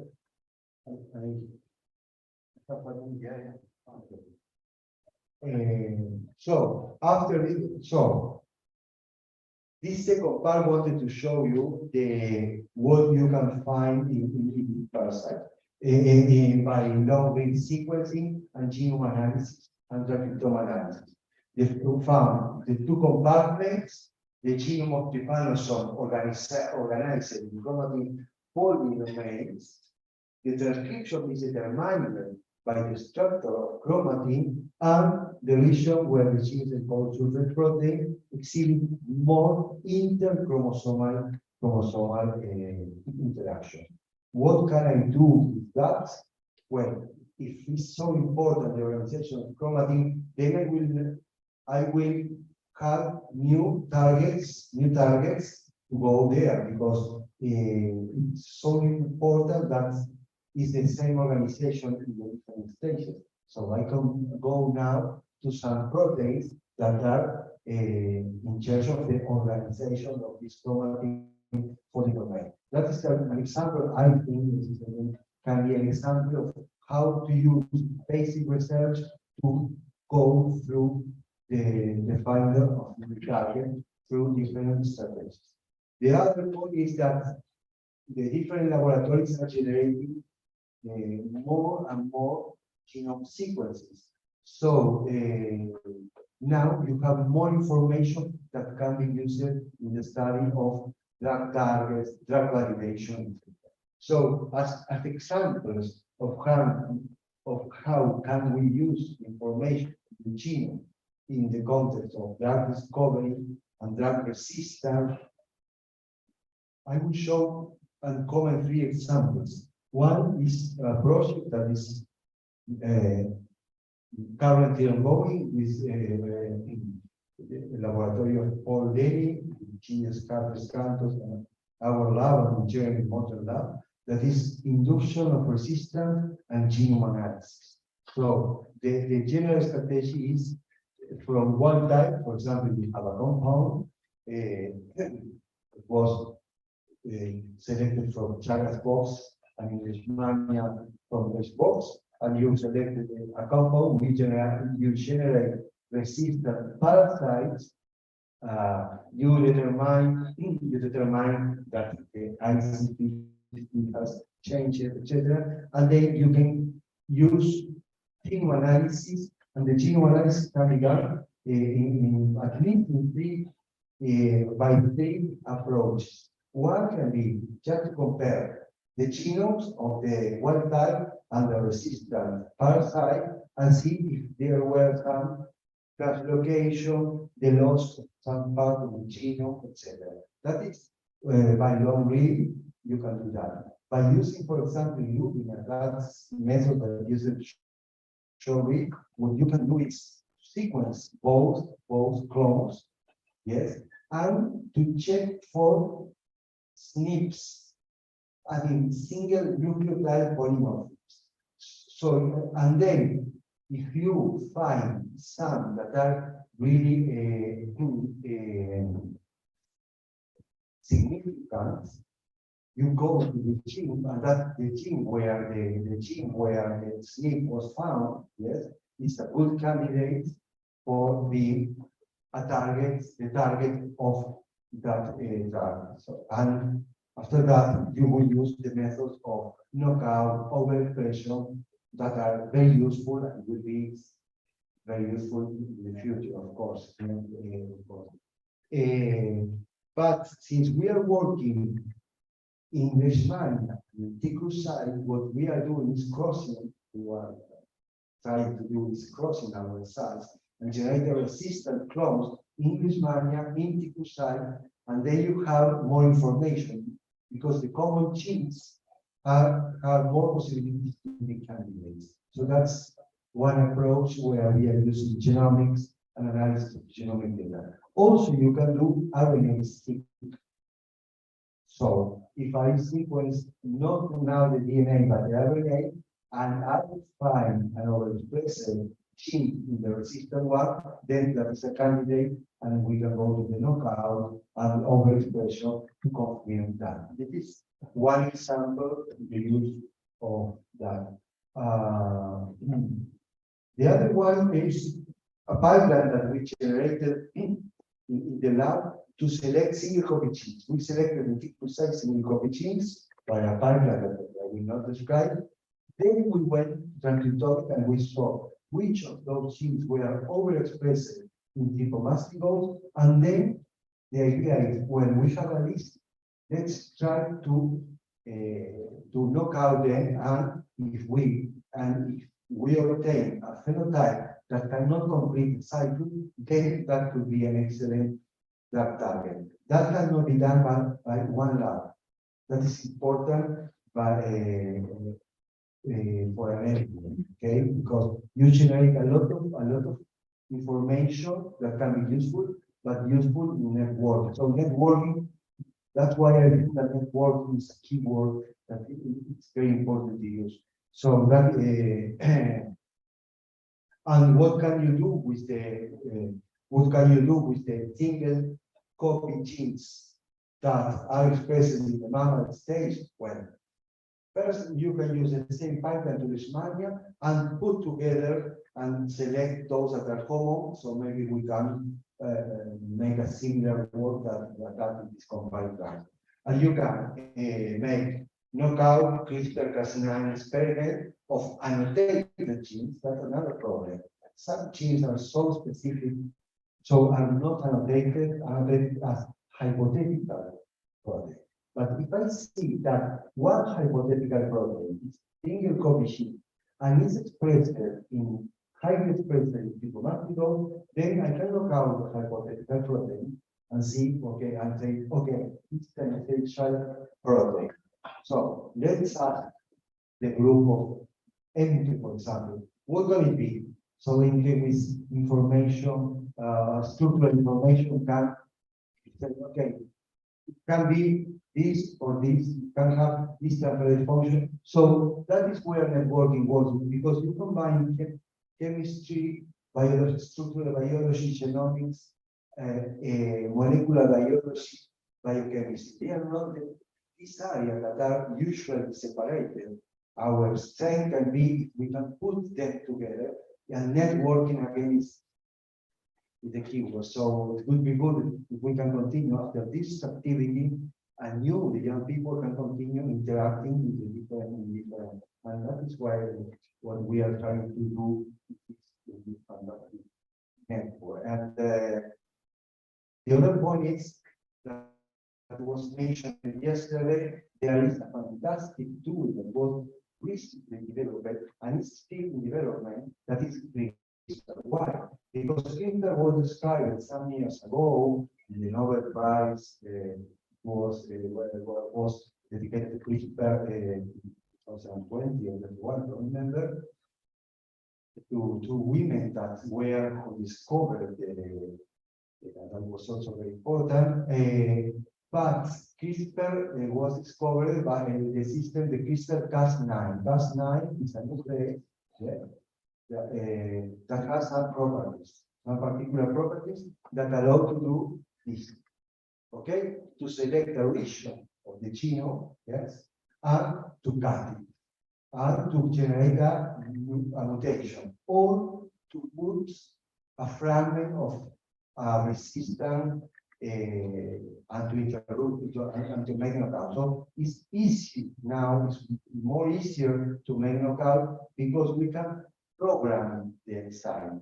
I can produce the Cas9, I will synthesize the guide RNA against the gene that I want to knock out. That is one point. But after that, several cases were discovered, and this is the case of this Cas13 that was modified. So now with this method, this method, the name of this method is Sherlock, was recently developed, and Sherlock. So I can select a target, for example, I know by transcriptomic method that an RNA is transcribed in Leishmaniasis and it's present in the serum of patients, so, or in the lesions. Okay, so I can make an RNA to put together with Cas13 that now has a sensor, fluorescent sensor, and if I detect, yes, if I detect fluorescence, then I will have a positive result, and if I do not detect it, so this is similar than the nanopore or the methodology. It's not so expensive because you need to express in a particular the Cas13, that is one point, and it's still in development. So it's a challenge because we can create things make inventions with those tools. So this was what I wanted to show you. Well, something is not here, but this is, well, I don't know why. This is our, well, it continues. This is the people who work in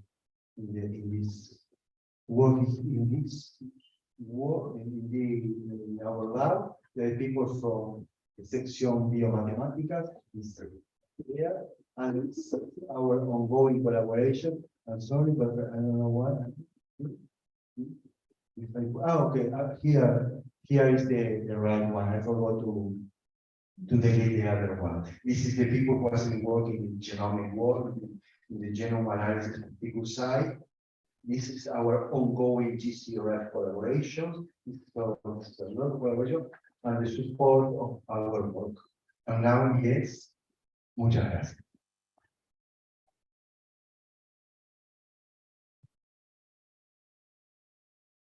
Okay, I mean, we're at tea break now, but we've got time for 2 questions, I would estimate.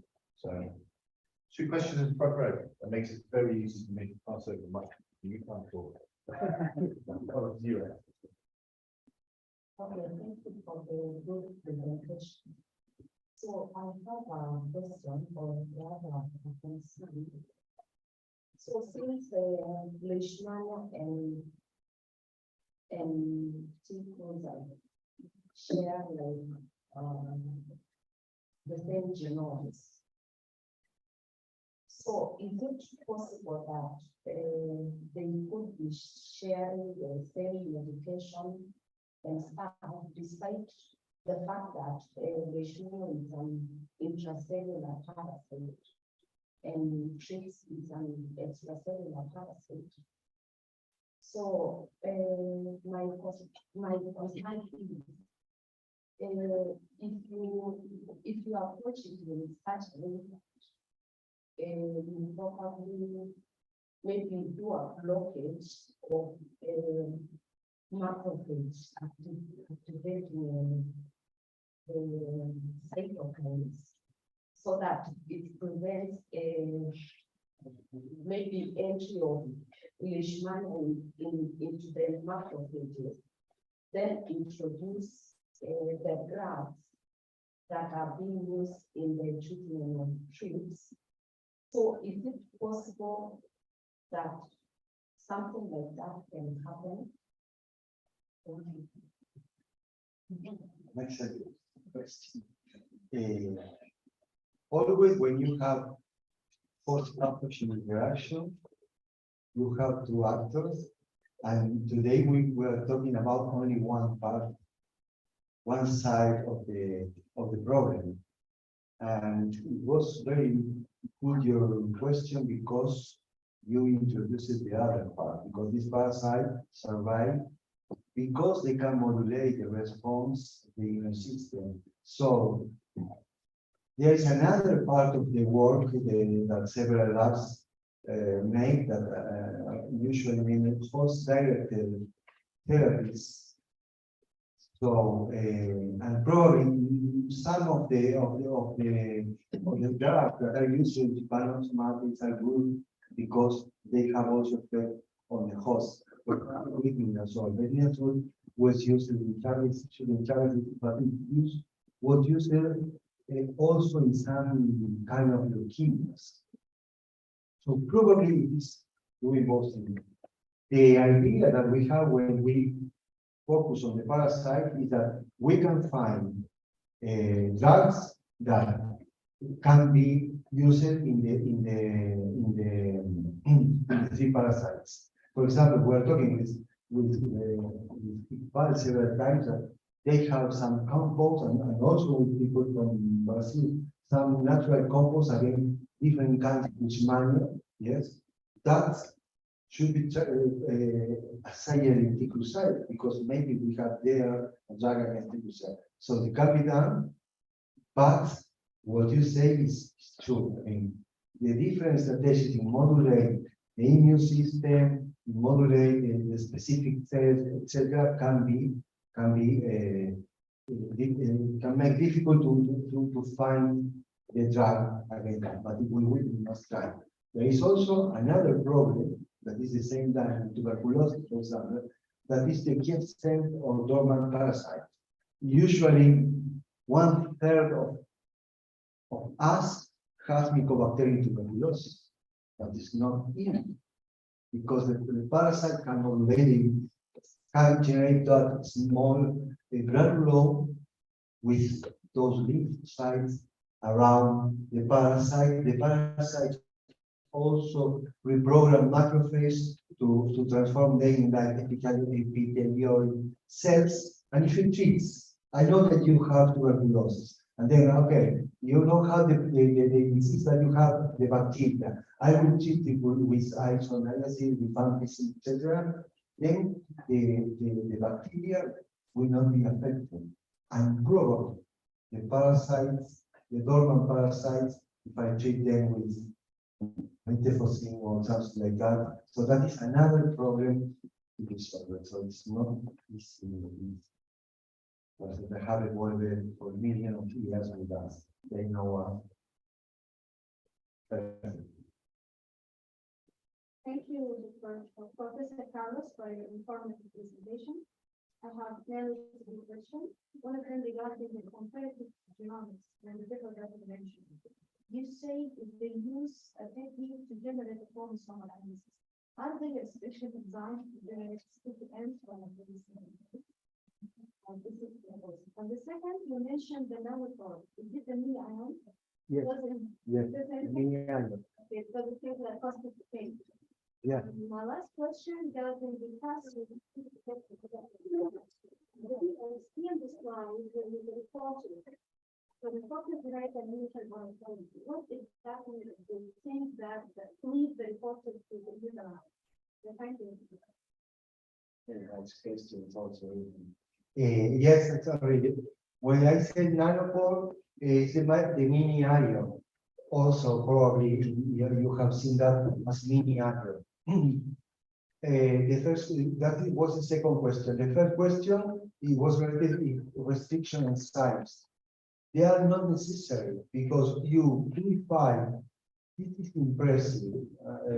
I will not talk about that. What is impressive is first that we have the challenge that we can develop new things, and we need to go on with that. We could do that because usually we expect that other laboratories from some countries will develop that. We have all to do that. The important point is that you purify the DNA by methods. It is funny because the methods are a student of mine went to England to the EBI and came with a protocol for extracting DNA for mini ion. This is fantastic because it works, she told me. And the method was the method that I have used when I was a student, that is phenol chloroform, trying to take care of DNA because the DNA is fragile. So you don't need rotation enzyme because the entire chromosome will pass through the bone. That is the important one. So just an extraction, an old-fashioned extraction that they can again. We put it in the board, and that. I will say another what you can do also that needs to be developed, and maybe we can discuss about that in the near future, is that since there is a computer, a program, a software that is working with the nanopore, with the mini ion, I can upload the genome of Leishmaniasis. So this is the genome I want to analyze. Okay, take a sample from a lesson, a cutaneous lesson, and say, and I can say to the nanopore, to the mini ion, I want to sequence only Leishmaniasis. So most of the DNA will be from the human, no? But when it recognizes that the sequence is from the human genome, then it changes the churches, so it removes the molecule and another molecule will enter the pore. Do you understand? And the third one?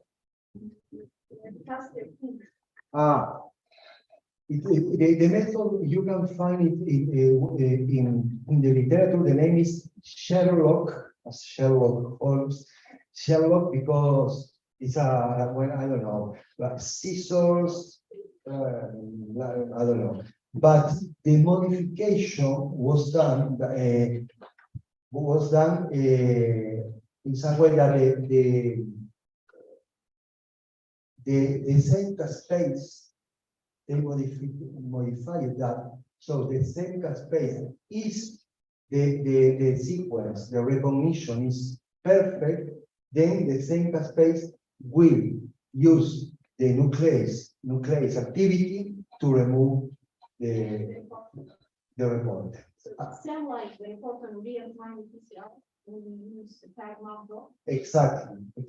But it's not a Fred effect. It's just it's just when you use it's like when you use cyber, it just The hybridization enables the report to be exactly. Yes. Have you got one question over here? Okay, thanks. Is that one? Yeah. It doesn't matter. Sure.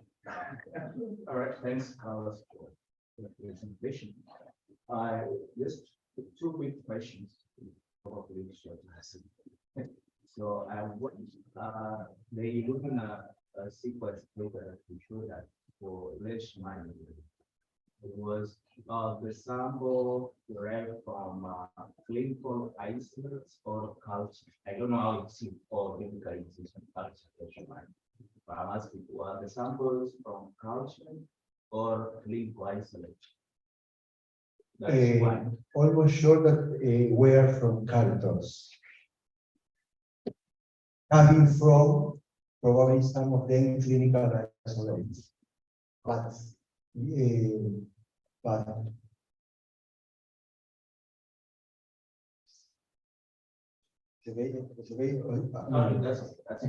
culture the parasite extracted the DNA and with the sequence, not directly from lesson, for example. That's the question, not directly from the lesson.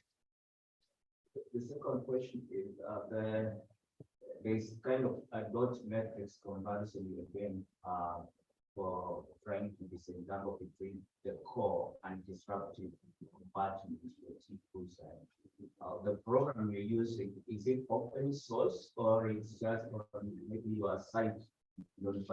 No, all the programs that we use are open source. I say we, that the students are postdocs from the lab use are open, and we work in Linux. And usually use R, and the programs are open. Also, it can be used. This can be used in. If you don't use Unity, you can use the Galaxy that is also free, and you can. I mean, take your data and analyze, make assembly, make. And there are now connections from Galaxy to the database. But we don't buy programs. All of them are free. Galaxy pipeline. Yeah. Galaxy pipeline. Yeah. And Galaxy program are platform because you can do several programs. No, that's it. Thank you. No. Okay, I think we have questions from more senior colleagues, if I can put it that way, but they can wait until the coffee break to talk to Carlos. Yeah. I think at one point, just to add, Nanopore is very, very cheap for the device, but the consumables, as we know, are quite expensive. So for the Nanopore sequencing, the flow cells are quite expensive. So well, $600, and you can combine. yeah, but I'm just making the point. There's an extra cost. It's not just $1,000 and then you just put your DNA in. There's continual costs to sequencing. So anyway, that's. But it's cheap. It is still cheap, but it's not just one device. No, it's not Star Trek technology. It'd be nice if it was. It's a device that requires continual flow cell and other consumables. Okay. Anyway, so thank you very much, Carlos. I can tell you from personal experience, it's very approachable. So if you want to ask him a question during tea break, lunch, or any other time, we will be very happy. Otherwise, we'll break for tea break now, and we come back at 12? At 12 o'clock. We have 15 minutes. 15 minutes. Be quick. Drink your tea or coffee very quickly. See you soon.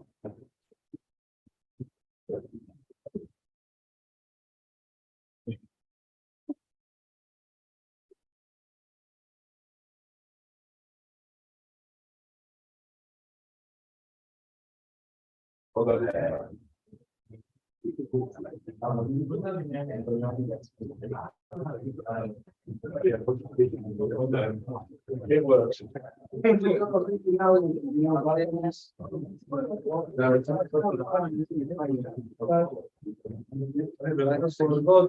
Now, that was not. So stick with this one because it's got the. See, but it's like. No, but if we are aware that it is. Yeah. Yeah. Yeah. Yes.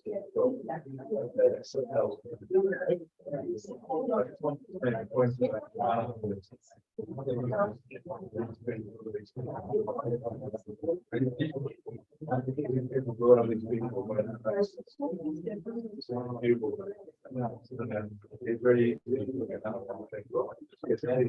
No, yeah, that's. I think in one of this.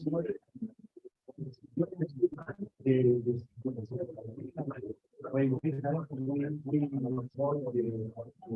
started package, it was we bought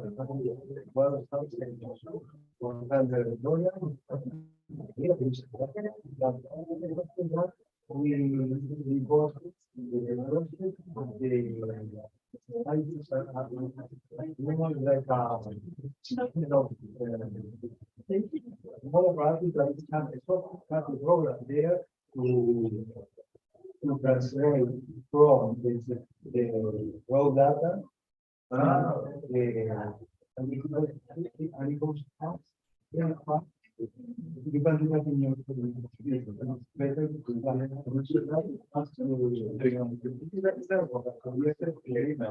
Yes, yes. So another example is. Yes. Thank you for the invitation. Mine, I think.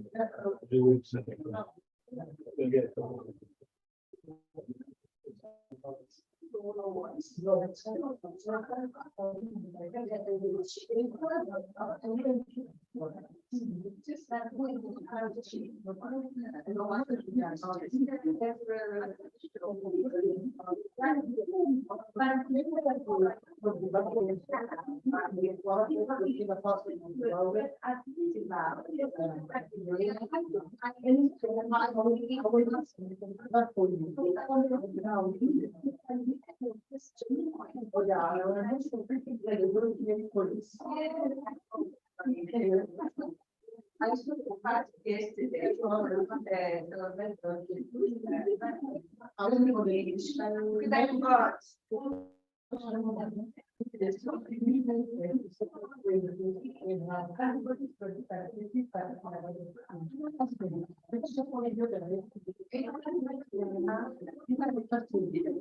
Yeah,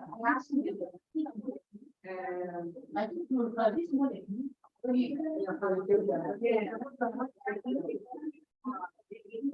Yeah, nobody would care. You know where I am.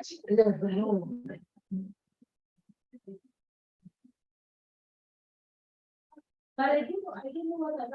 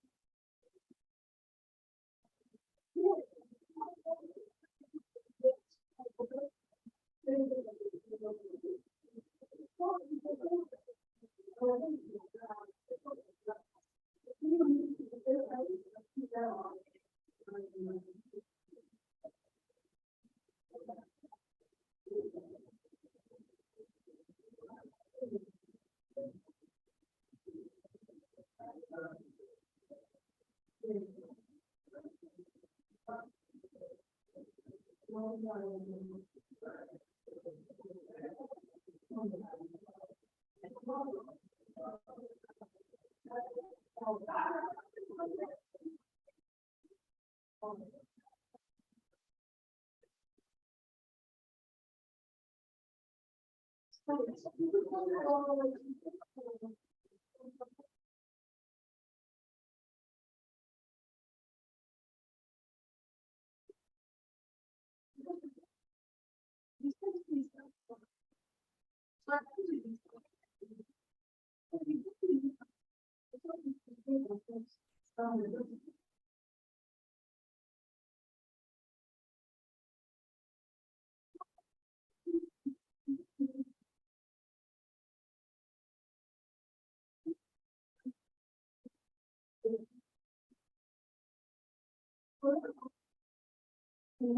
I think I'm going to say.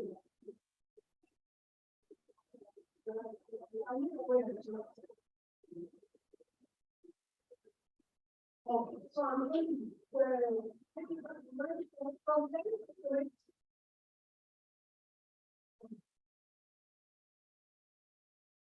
Yeah.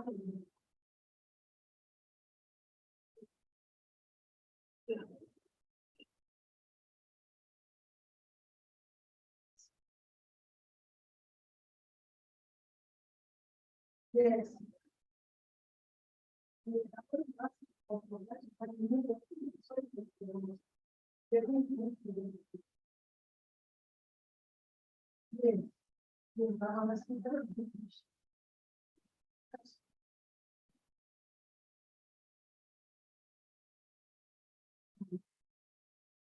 That's okay.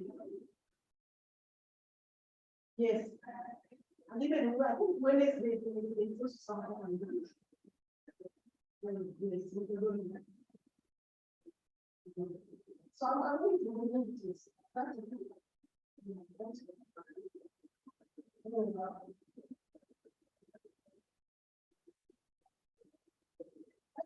This is the one. Yeah, and I don't think first travel.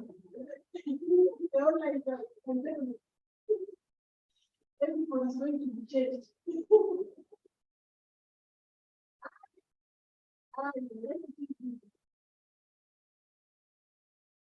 Yes. So that's fine.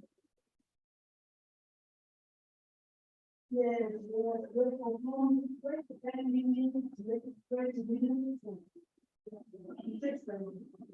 okay. Yes, those are beautiful look there. You're to know what I mean.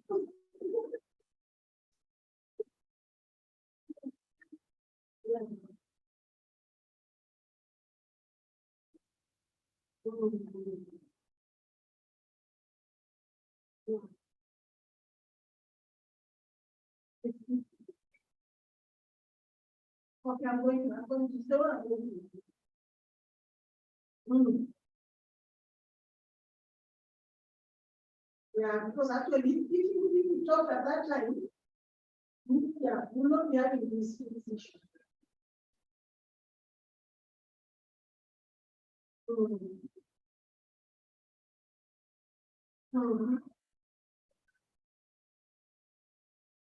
Yeah. So that's fine. I'll change and I'm supposed to be getting about to change. Yeah.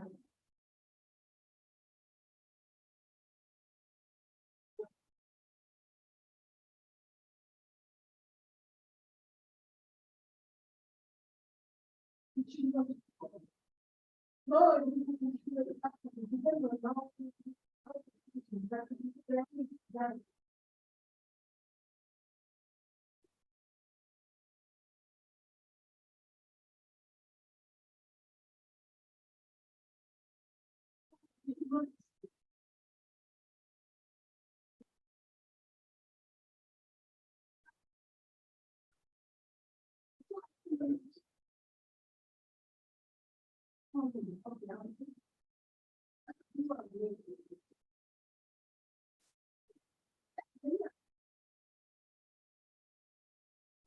Yeah,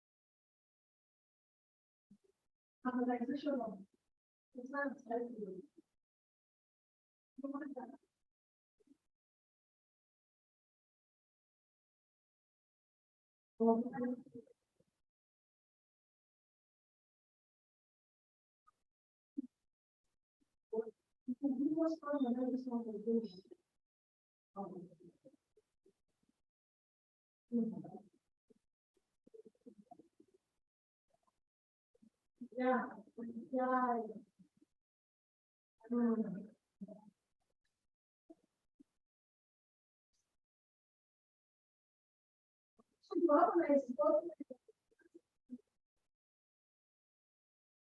At least one on one, you are being very.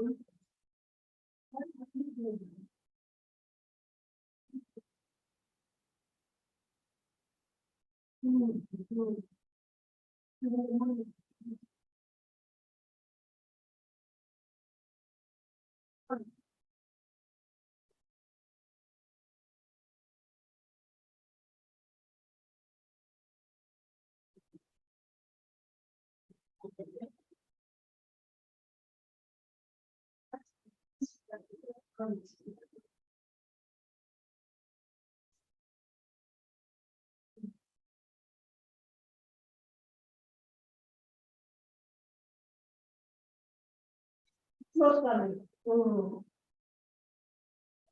Yeah, and those who drink can be removed.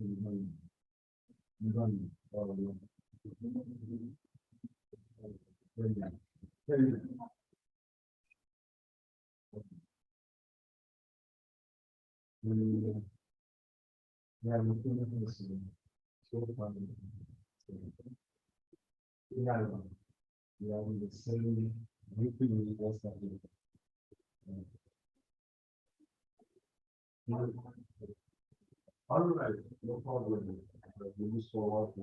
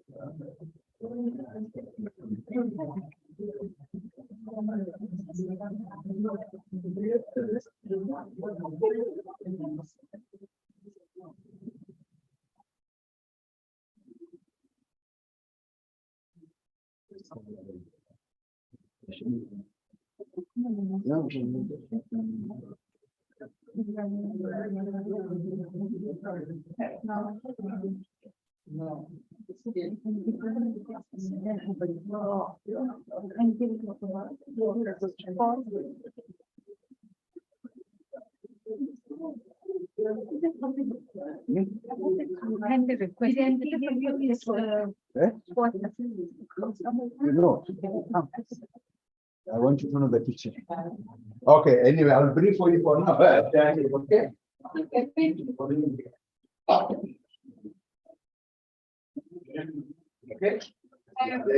They are both for you. Yeah.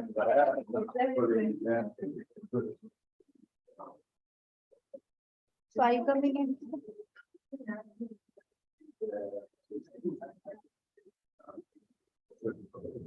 I will do that. Again, it's a PowerPoint and it's a PDF.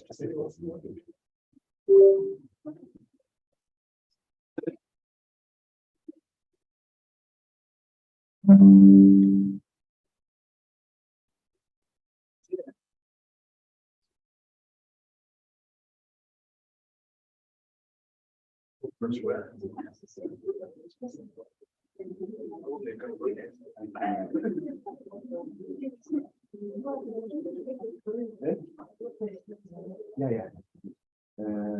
So it's okay. Don't worry.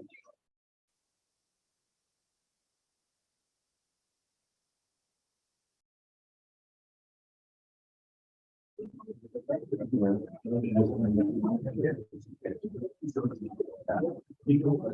no more. Oh, it's because it's our.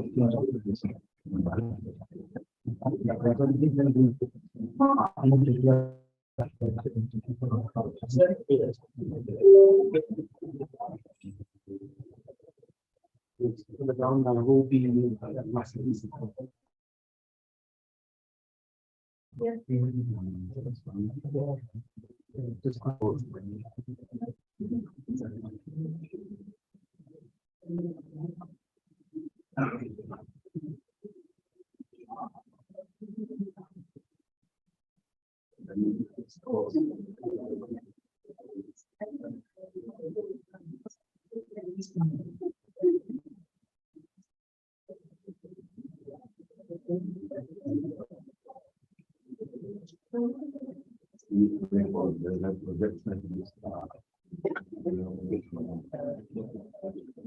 Okay.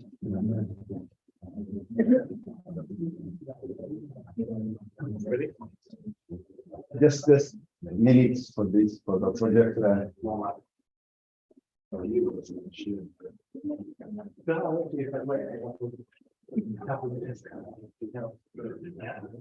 Can you just speak just to test? But while we're starting the machine, we just power for a second. Just a few words. So a few people already came up to me or gave me some feedback on the quiz. So good answers, but there's still time for you to think about and come to me and see what you find. Prize giving will be tonight. Have you got the prizes? I have a prize. Unfortunately, there's only one prize. There's no second here. So, Are we ready? I am ready. Okay, so welcome back, everybody. So we're now moving away from drug discovery to something that's become very prominent in the last 5 years, or maybe even the last year, including being highlighted at World Leash in Colombia last year, is the desperate search for diagnostics for Leishmaniasis, the parameters we need to follow to have useful diagnostics. So again, my friend, colleague, and local research collaborator, Em Paul from Durham University, will be discussing this now. So thank you. Thank you very much for the. Can you hear me? Okay. Thank you very much. This is going to be quite different for me because I think so far we have all heard talks from us in our environment and sort of in our special field. So we heard from Carlos about genetics.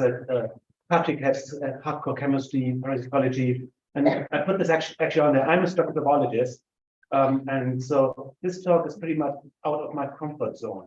I just want you to be aware of that.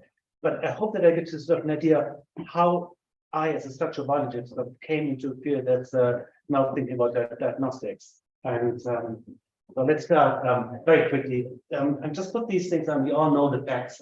Up to 1 million cases, 85% cases in a very diverse number of countries. And I mean, there's some representatives here from both countries.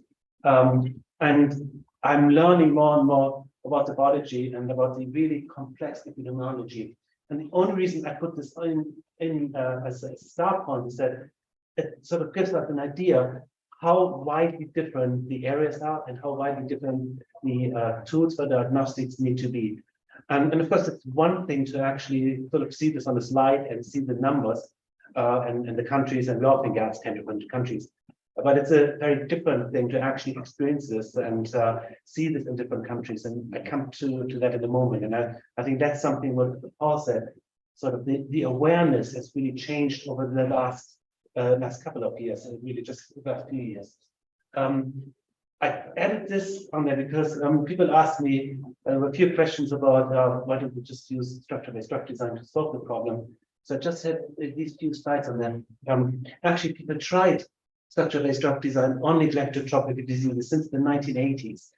There's one famous person, William Hall, who has probably spearheaded this approach. And in fact, I did my postdoc with William Hall in Seattle.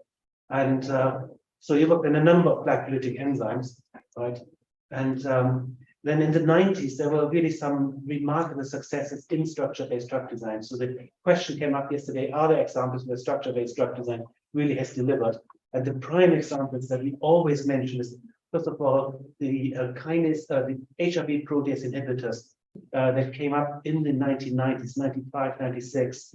And I actually remember that from a conference in Vancouver. So I was in Seattle. There was an HIV conference in Vancouver where all of these HIV protease inhibitors came up and was presented. And I remember the change of feeling that all of a sudden HIV wasn't a death sentence anymore. And we were discussing this, working on structure-based drug design on neglected tropical diseases, and we thought, oh wow, we're going to do the same, right?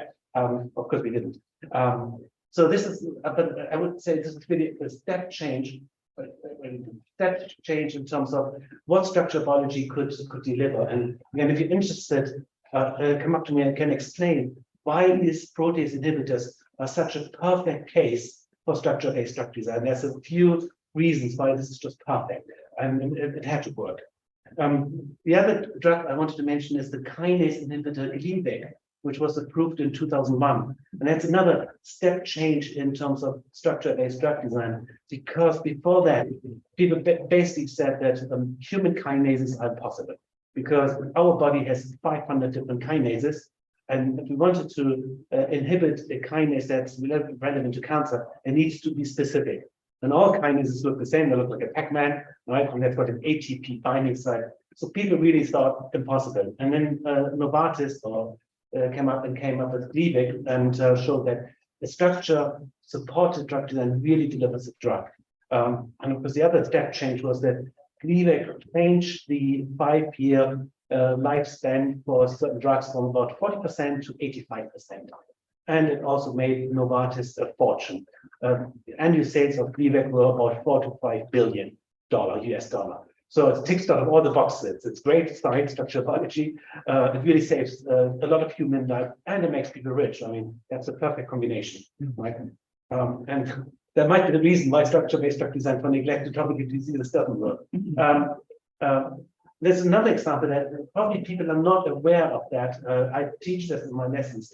Every COVID vaccine from every company is based on structural biology, right? There's a PNAS paper in 2017 where people solved the cryo-EM structure of the spike protein of COVID-1. And that structure is the basis. And it's actually two residues that are the difference between a working vaccine and a non-working vaccine. So as structural biologists, we are very proud. And the people who published this PNAS paper in 2017, they actually had a long Twitter feed showing how their paper was rejected by Science, Nature, and Cell as irrelevant. And they finally got into PNAS. And this is really one of the key things why the vaccine works. And again, if anybody's interested, I've got some nice pictures on my slides. Now, in spite of all of this, there's no such success in ATDs. And people like Wim Hall up here, they have probably received funding of excess of $100 million US over their 20 years. And still, there's absolutely no success in terms of structure-based drug design. Now, we can think about why this didn't happen. And I think sort of the hand-waving reason is the biology is too complicated, and we do not have the defined targets. So target identification, it comes back to target identification. And a lot of what I see about natural products, and we have Patrick and so on, the problem, a lot of these have multiple targets, and we really don't know the targets very well. We have some ideas, and maybe in some cases, we better ideas, but in many cases, it's just too many targets, it's too complex, there are too many different species, and so on. So I must admit that my hope for a structure-based drug design approach to actually come up with a drug, they're not very high. And it doesn't mean we did give up. Crystallographers have a very clear credo. We never give up, we never surrender. This is crystallography. And again, I can explain why this is crystallography and maybe not in other fields. So anyway, so this was my take on structure-based drug design. And just gonna switch tech, and this is really the need for better diagnosis. And Paul mentioned this visit already, so I'm just gonna go very quickly over this. And oops. No, it's okay. There we go. Paul, you're showing this picture. I remember you coming back to 2019 from this symposium. unfortunately I couldn't come at that time, where you and Max, together with the team from Oxford, with the team from ICBA, went and visited the hospital, and we came back and explained everything, and sort of that experience really sort of was a step change in what we thought, what we can do, what we should be doing. So I think this was sort of the first thing first moment when we thought diagnostics becomes much more important than we are aware of. So a learning process. And I think the second learning process was actually the COVID-19 pandemic, which absolutely hit us completely. And I must admit, I'm still amazed how even the richest countries were completely overwhelmed. And I certainly could give an entire policy talk on why this is the case. But if you just look at the death numbers in Western Europe, for example, staggering. I mean, absolutely staggering. Right? And of course, many scientists have said this from the very beginning. It's proper diagnostics and contract testing from the very beginning. And I think I can say that some of the politicians just ignored that advice. So personally, there you go. I was actually personally involved in this because I had a bit of time. So I was involved in setting up the local testing team in our department. So this is our department where we did the COVID-19 testing with lateral flow test. And that was another eye-opener for me, because what I basically realized is that lateral flow tests only work in a certain environment. And if people use lateral flow tests to get their free pass in order to go to work, that's not going to work. And in fact, at that time, before vaccines were available, the University of... Just an interruption. What is lateral flow test? Lateral flow tests, you will see some. These are the little lateral flow tests. Where you okay. Okay. The little device you just put your, make your own sample. So but I studied, so I was there and I could have saw people taking samples. And it was very clear that only 1 out of 10 people took the sample correctly. And so I was in this for about 3 months, twice a week, and I didn't have a single positive case during the entire time.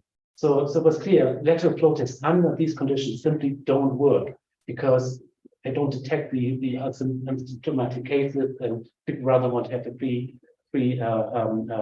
pass. And so I think, again, it's implemented in the proper socioeconomic cases, and that's the same no matter where the cases are, right?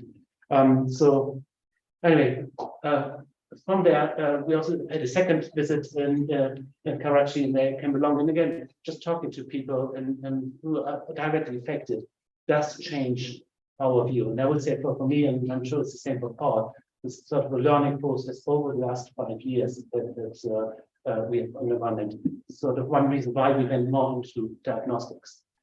So again, Paul already mentioned this. Obviously, not the only people who recognize this. This was officially recognized by this conference, the REDISH meeting. I didn't go. Were you there? Brian was also.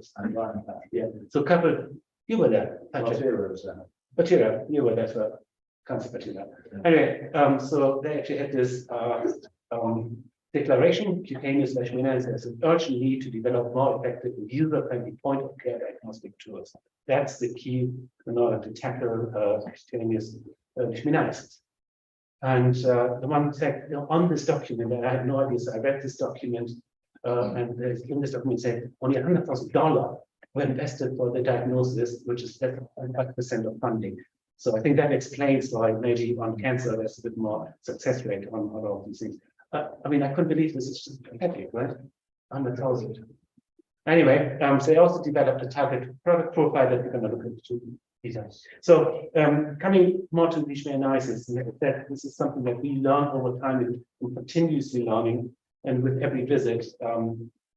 So there's a widespread of manifestations depending on environment and species. There are many more species, and as a simple chemist, I sort of always put all these leishmania and trypanosomes, they're always the same, they always look the same to me. And I'm just learning that, of course, nothing could be further from the truth. Clinical symptoms are often very similar to other widespread diseases. I'm not a medical expert, but I can't imagine how somebody looks at a lesion in the skin and said, oh yeah, that looks like leishmaniasis, and not just like a cut somebody has on their arm. I don't know how they do that.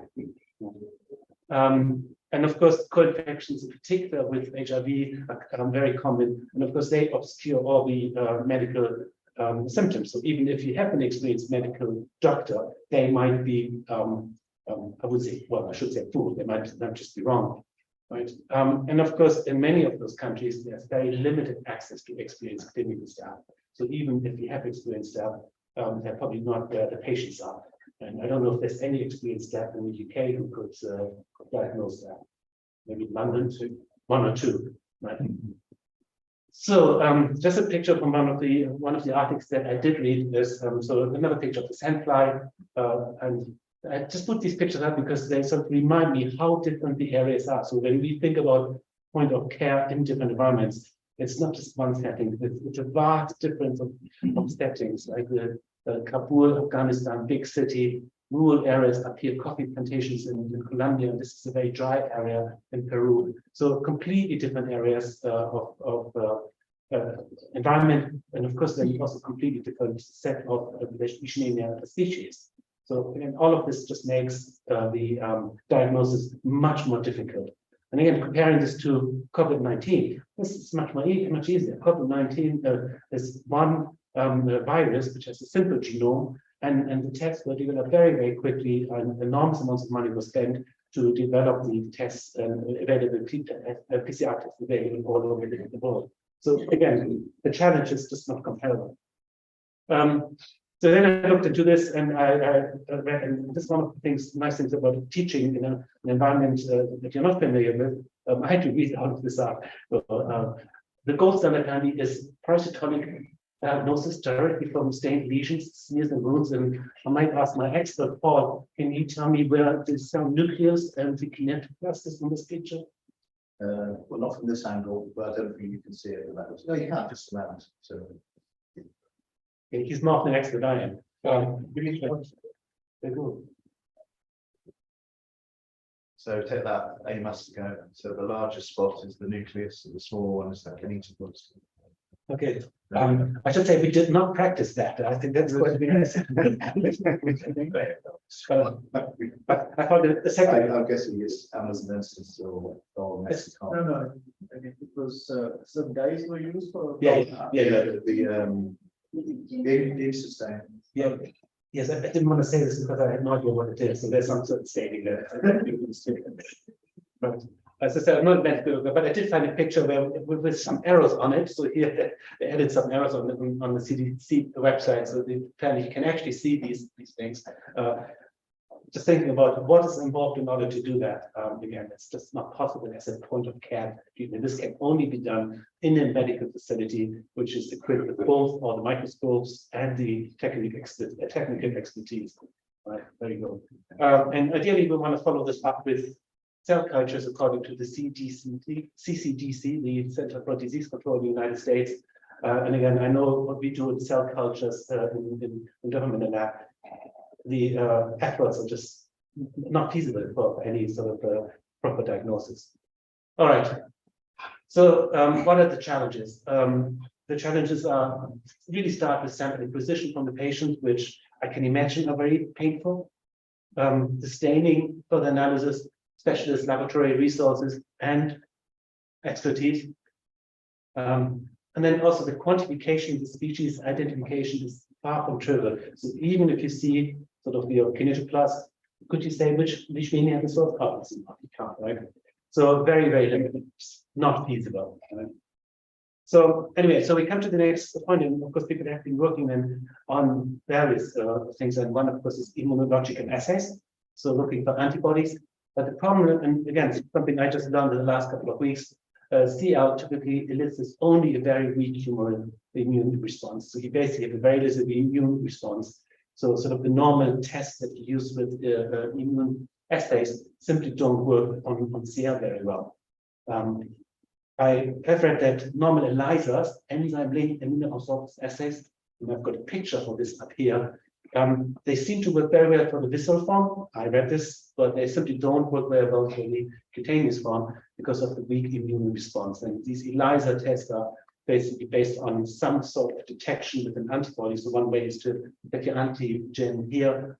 You need a primary antibody from that recognizes the antigens. So this could be an antibody, anti-leash antibody, the secondary antibody, which then has some sort of enzyme attached to this that then basically gives you the color change in terms of response.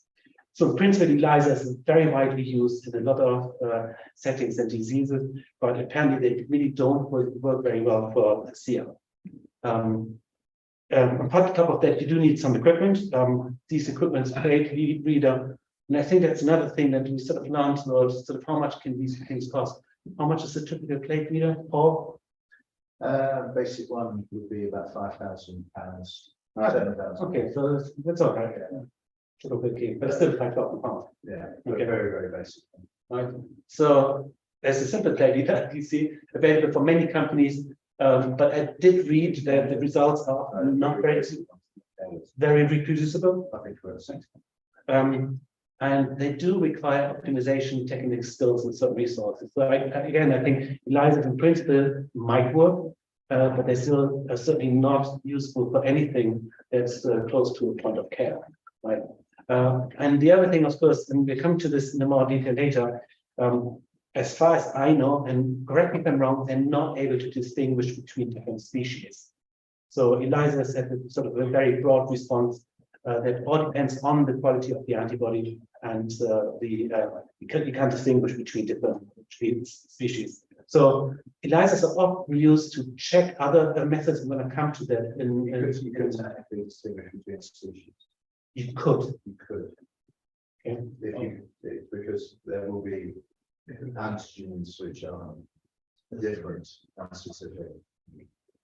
Not proteins necessarily, but According to literature, it doesn't work very well. yeah. Lateral flow test. So ELISA are used a lot in the clinical setting, and they're often used as a second test. So they do work, but again, they don't work as a point of care because you do need the entire environment for that. So ideally, you have something like a lateral flow test, and at this point, who has done the lateral flow test? Everybody, right? For COVID. You have not done the lateral flow test? We don't have them. That's interesting. Why don't you have them? Please tell me. I mean, it's interaction. Tell me why don't you have them? Honestly, I'm. Yeah. They were only accepting this year results. Yeah. So we have not had any companies to use That is expensive. Yeah, we have. You have them. And what's your experience? I have. Okay, so I've used that. But well, the place I want. Yeah. They used to test for COVID. Yeah. So they keep us. Yeah. So They are available. I use them, and I mean, I actually had COVID. I mean, everybody had COVID at one point, and I was actually quite sick, and my partner made me do one, and it was very positive. But of course, it was positive when I was really sick and at high levels. So it wasn't positive like a week before, 3 days before. So it sort of works, but it didn't really tell me anything.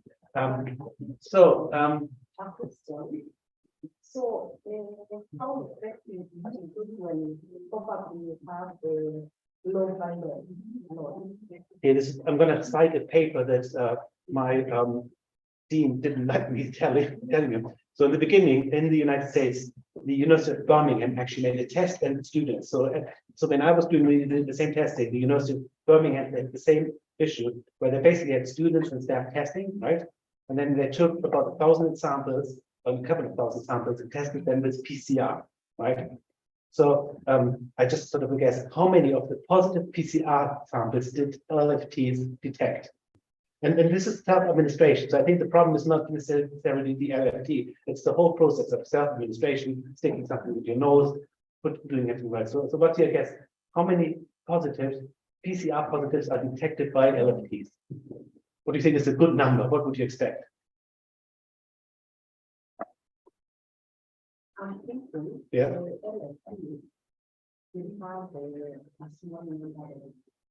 Okay, so it's not 100%. What do you think? Well, just take a guess, anybody. Okay, I can't hear you, but yeah. So what would you think? What percentage would you expect? Out of 10. Out of 100? Out of 100, Yeah. maybe 85. Not so good. Yeah, not so good.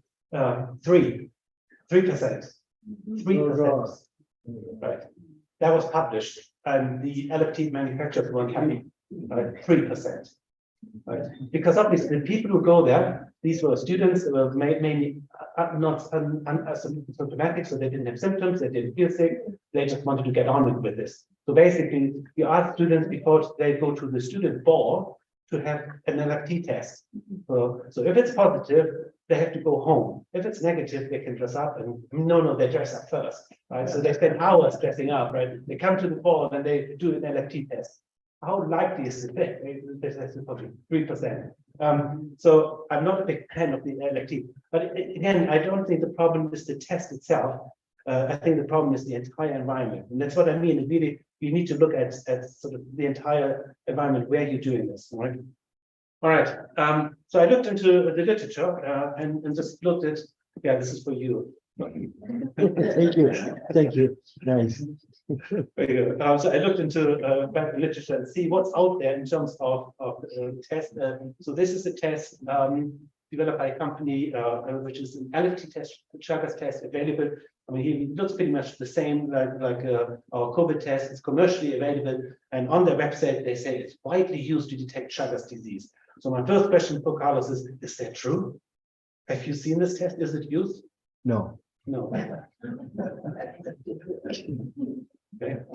Okay, good. So it appears to have high sensitivity, but according to all I did is I looked at everything on their webpage. I thought it was really difficult to see the success rates in field applications. So I don't know how successful it is. I was hoping you say that. We didn't practice this, by the way, so it's the first time he's used that. Has anybody else seen this? Probably not. Maybe Chagas is in America. Anyway, disappointing. So next one I found is this one up here, which is actually a cutaneous leishmaniasis test from a company in Seattle, which is great. And buyers, I contacted them and they came back to me right away with information. So I thought that was really nice. So it is an FDA-approved diagnostic test, and I thought it actually looks really promising, but it didn't find any peer-reviewed studies. So that's one of the things you see this web page, and they say it's fantastic, 80%, whatever. But there's no peer-reviewed comparison of these tests, which I find a bit disturbing. Anyway, so this is how it works. Again, from their webpage, it's a test strip. So basically, you take a dental approach. I'm not sure why they're using dental.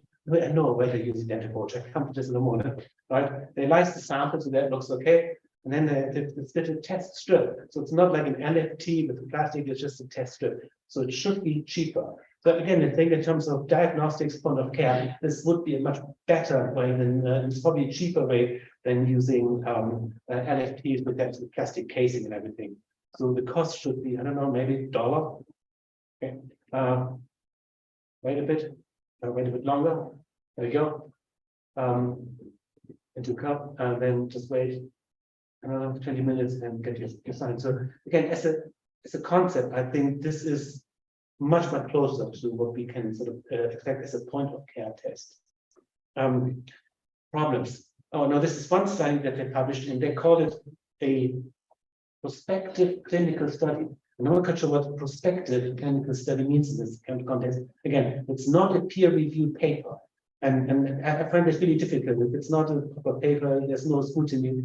I mean, what have they done? But they do claim actually quite good success. 186 suspected cases in the clinic, and their test finds basically the same results. And microscopy is a reference standard. So they use the reference standard in the clinic as the test studies, and their sensitivity 100%, specificity 85%, not quite sure what these numbers mean, but overall, they seem to work quite well. So I think there's certainly hope on this. And a question: has anybody come across this before? This test system in buyers.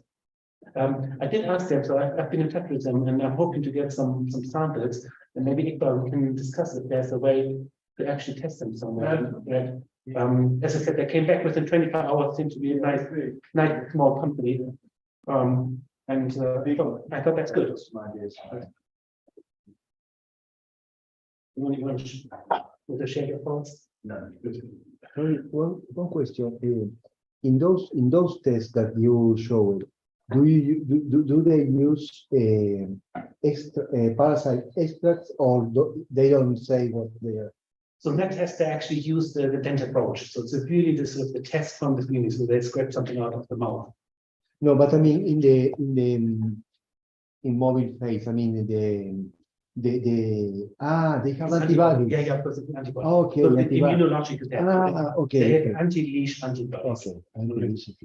So And you know, just I did read it, and I think the brooch goes into the lesion with a skin sample. On the lesion. Not from the dental. Right. whoops. Should do my homework. So you need. Am I being recorded? Quite an affected area as well. So these are actually. Oh, and the other way.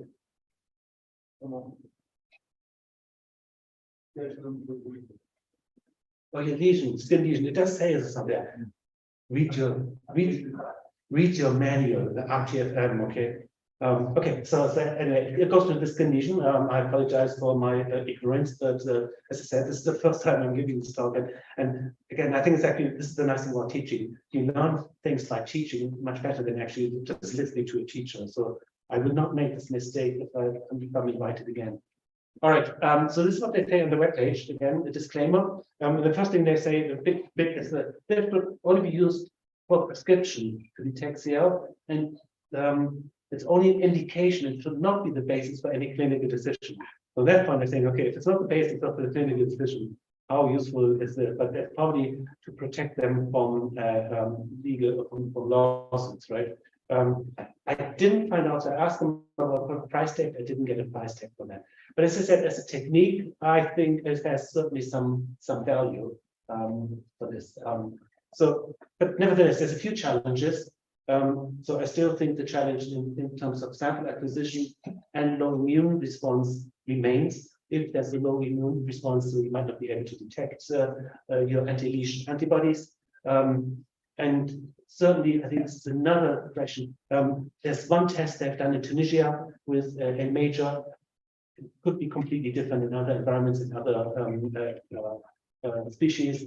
And it's very clear, but unclear what the cross-reactivity with co-infections is. Right? And again, with this one, I'm not sure if they can, in principle, they might be able to do differentiation, but you are yes, go on. So importantly, it's an immobilized antibody detecting antigen in the scut sample, not the other way around. Okay. And importantly, looking at serology is not evidence of active infection. Okay, I hope you all heard that. I'll just repeat this. So they have an antibody immobilized, detecting the antigen. So in principle, you could have differentiation if you have a very good antibody. Yeah, you do need to look for DNA, RNA, or antibody or protein to make sure that you have an active infection rather than antibodies responding. So that's one of the product profiles. So this one would not hit the product profile. It would, it does actually, yeah, because it's an immobilized antigen on the strip detecting a soluble antigen, mobilized antibody on the strip detecting a soluble antigen on the. Okay, if you're as confused as I am, Paul is here to answer any further questions. Okay, we're coming a bit closer to what we are doing and what we have been doing with the thought together. And this is coming into DNA and RNA based detection methods, right? Because in principle, molecular biology has all the tools. We have seen, I mean, a large set of tools just a moment ago from Carlos, which is really perfectly suited for detection and species differentiation. And again, the COVID-19 response with widespread PCR testing makes sure that in principle it's possible if you have enough resources, right? I just looked at what are the genes. So we have the Leishmania genome, about 30 megabases in 34 to 36 chromosomes, about 1,000 RNA genes and over 8,000 protein genes. So there are plenty of genes to choose from and choose the best genes to differentiate between the species. But people have also looked at the kinetoplast. DNA, which is the mitochondrial DNA, which has all these mini circuits and maxi circuits. I'm not quite sure how many genes are encoded on there, but again, those have been used, and also the ribosomal RNA genes have been used. And again, we have all the genetic information, so we could test different genes as a starting point for PCR testing. Right? In principle, qPCR, there's a number of protocols. I'm not going to go over this, but there's quite a few actually published on Leishmania qPCR protocols, which are similar to the COVID-19 PCR protocols. So people have used this kinetoplast DNA because this is a high copy number, so there's a lot of DNA per parasite. So that works quite well.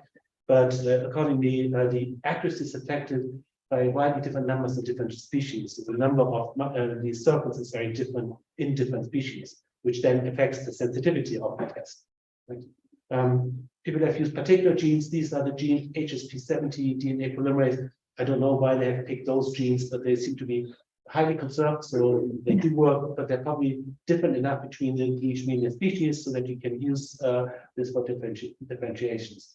It is less sensitive because there's simply less genomic DNA around per sample compared to the kDNA. Right? And then also these ribosomal RNA has been used on the ATS region. But of course, because you're starting with ribosomal RNA, you need to have a reverse transcriptase step. So you need one additional step in order to detect your sample, which again is just another complication, another kit, and so on and so on. So again, in conventional PCR textbook, you look only at the amplified product. In this quantitative real PCR that we would be using, you basically look at the quantification after each cycle, and the accumulation of amplified DNA is then measured with an influorescent probe, different DNA binding dyes. And this is like a normal qPCR machine with the kit. So all you need is basically a qPCR machine like this one and a kit. And again, the COVID-19 response that was actually used very quickly. In fact, we donated this qPCR machine to the testing kit at the very beginning up in Germany because there weren't enough qPCR machines. But then the company produced a lot of qPCR machines, so we got our machine back. It was actually never used. And of course, all the manufacturers of these kits made a killing because the cost is actually quite expensive, right? And so in principle, could work, but again, you need the entire infrastructure. All right. This is the thermocycle. So you need this specialized thermocycle, which is the qPCR machine. And I think a qPCR machine is about £20,000. Is that correct? Okay. Again, just sort of thinking about order of magnitude, it's a bit more expensive than ELISA plate reader. One more time. So in principle, it works really well. This is from a paper where people have used different samples and series dilution of Leishmania tunovani cultures. So basically, these are different dilutions of tunovani cultures after a certain time. And the only question is the threshold cycle number has been, so the threshold cycle number, basically the point where this curve, where amplification really takes off down here, this is very well correlated to the number of parasites. So this is again Leishmania cultures, not from patient, just cultures, diluted down up here, and the fewer parasites you have, the larger the CT time is. So the number of repeats that are required to get the signal. Right? So in principle, under laboratory conditions, again, this works really well. Good. So why don't we use this all the time? So the first question is up here, is the entire process. So again, we're thinking about how this can be applied in a point of care environment. So sample collection needs to be optimized and standardized. And I think there's already a big difference in COVID-19. So when I went to testing in Germany, my sample was taken by a professional army medic at the airport, and he stuck the probe very deep into my brain.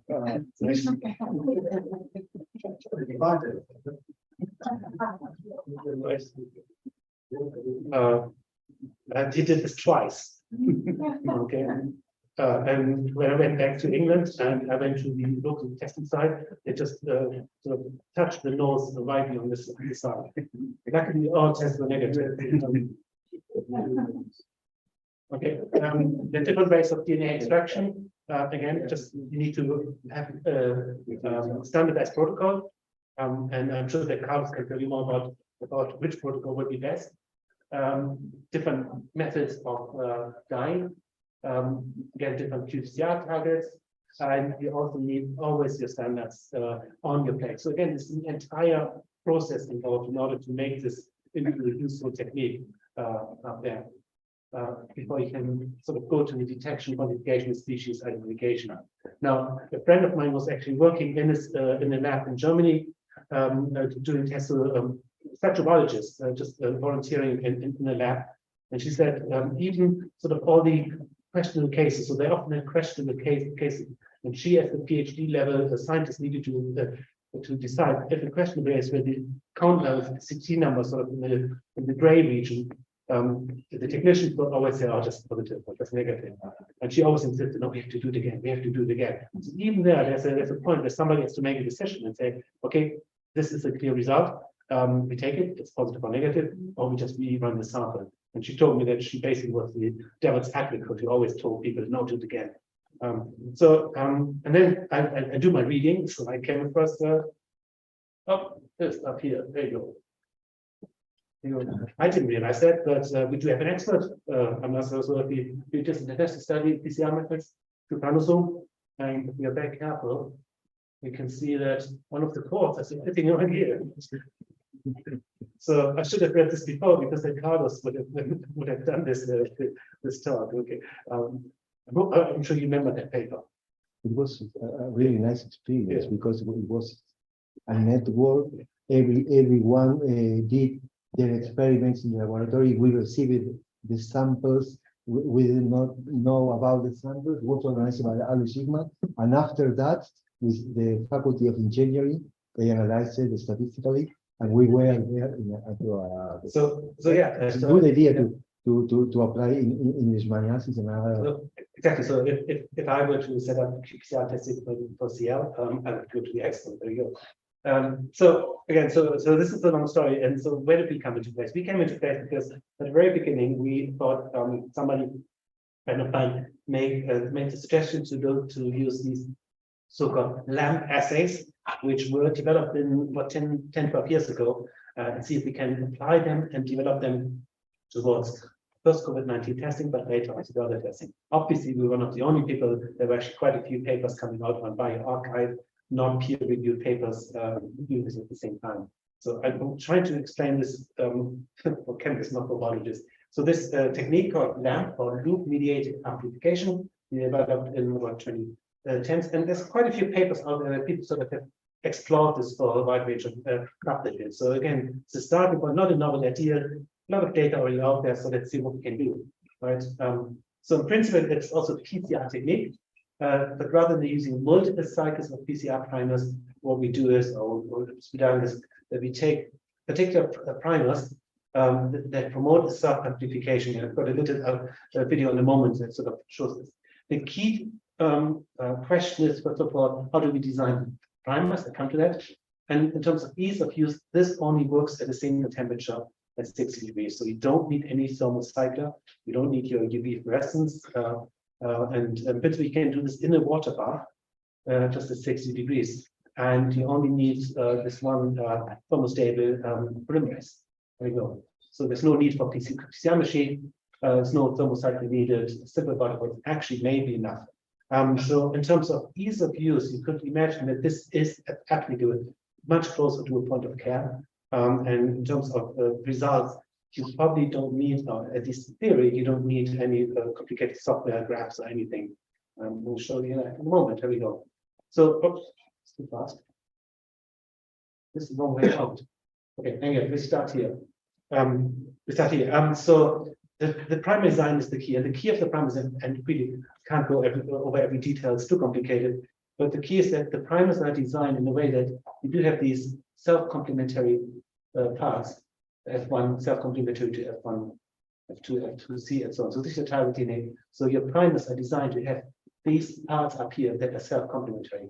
So when the polymerase comes and starts making the template, then these form around and form loops. So they basically form loops at each end. So you can do the sort of the same from the other side. So you have to design your primers in a way that these are loops on either side. Right? And all you need to do use them is this thermostable polymerase, which displaces another strand. So you're not stuck at one point, but it can sort of go on to the next part up here. So basically, it's a self-optification. You form your loops, you get your second part, and so on. So by having these complementary sites on both sides, right, you basically go into cascade, right, and goes further. And if you very quickly, that's one goes in like this, and it goes in like this. As I said, if you want to read up on this, plenty of papers out there. But the point is that there's a self-amplification process, and again, no cycling is required. And all you detect is basically the formation of a lot of unspecific double-stranded DNA. Again, you can use all sorts of assays for that. So again, on paper, it looks great. We thought, well, we give it a try, right? In principle, you can use ordinary fluorescent dyes, but then all you need is a fluorescent lamp rather than something more complicated like a reader. Fluorescent lamp just needs electricity. So this would be like this. Up here, this is an example actually for all. Thank you very much. I think it's yours. Maybe. Anyway, but people have actually even used things like turbidity and clouding. So even just looking at this and seeing that the sample is clouded has been successfully used, right? So again, on paper, it looks really nice. Now, I should say for all the method development, we used our normal qPCR machine because we could then follow the polymerization much better. We used the time for this as a detection method. Right? All right. So, and then of course we ran into practical problems. The one thing is that there are quite a few tools out to design primer sets, but we noticed that a lot of the primer sets basically self-amplify because they're relatively long and they have already sort of some loop forming particles, so they actually give very quickly false positives. And some of the primer sets that were published very early on for COVID-19 simply didn't work. So they were published and we tried them and they just didn't work. They were always false positives because of self-amplification. The disadvantage of putting everything on bioRxiv rather than having a peer-reviewed paper where somebody looks at the results. So, and at that point, we were a bit disappointed. So in principle, there you go, lamp asthmas are almost as sensitive as full PCR, but this threshold for positive test is even more difficult to define because of this danger of self-amplification. Right? And another challenge is the reactions need to be properly stored, and the reaction conditions need to be optimized for each set of targets and primers. So we found that one set of reaction conditions, and it's simple things like magnesium chloride concentration, already made a difference in terms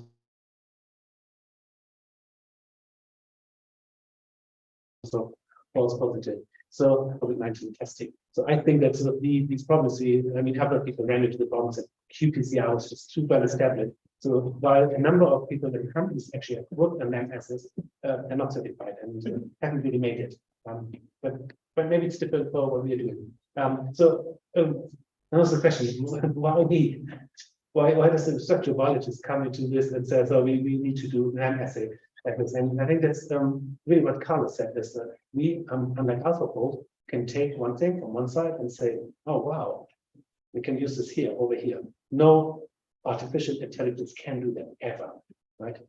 So I was involved from 1996 to 2000 in a project called VirusX, where we looked into thermostable viral proteins. So I was working on thermostable viral proteins.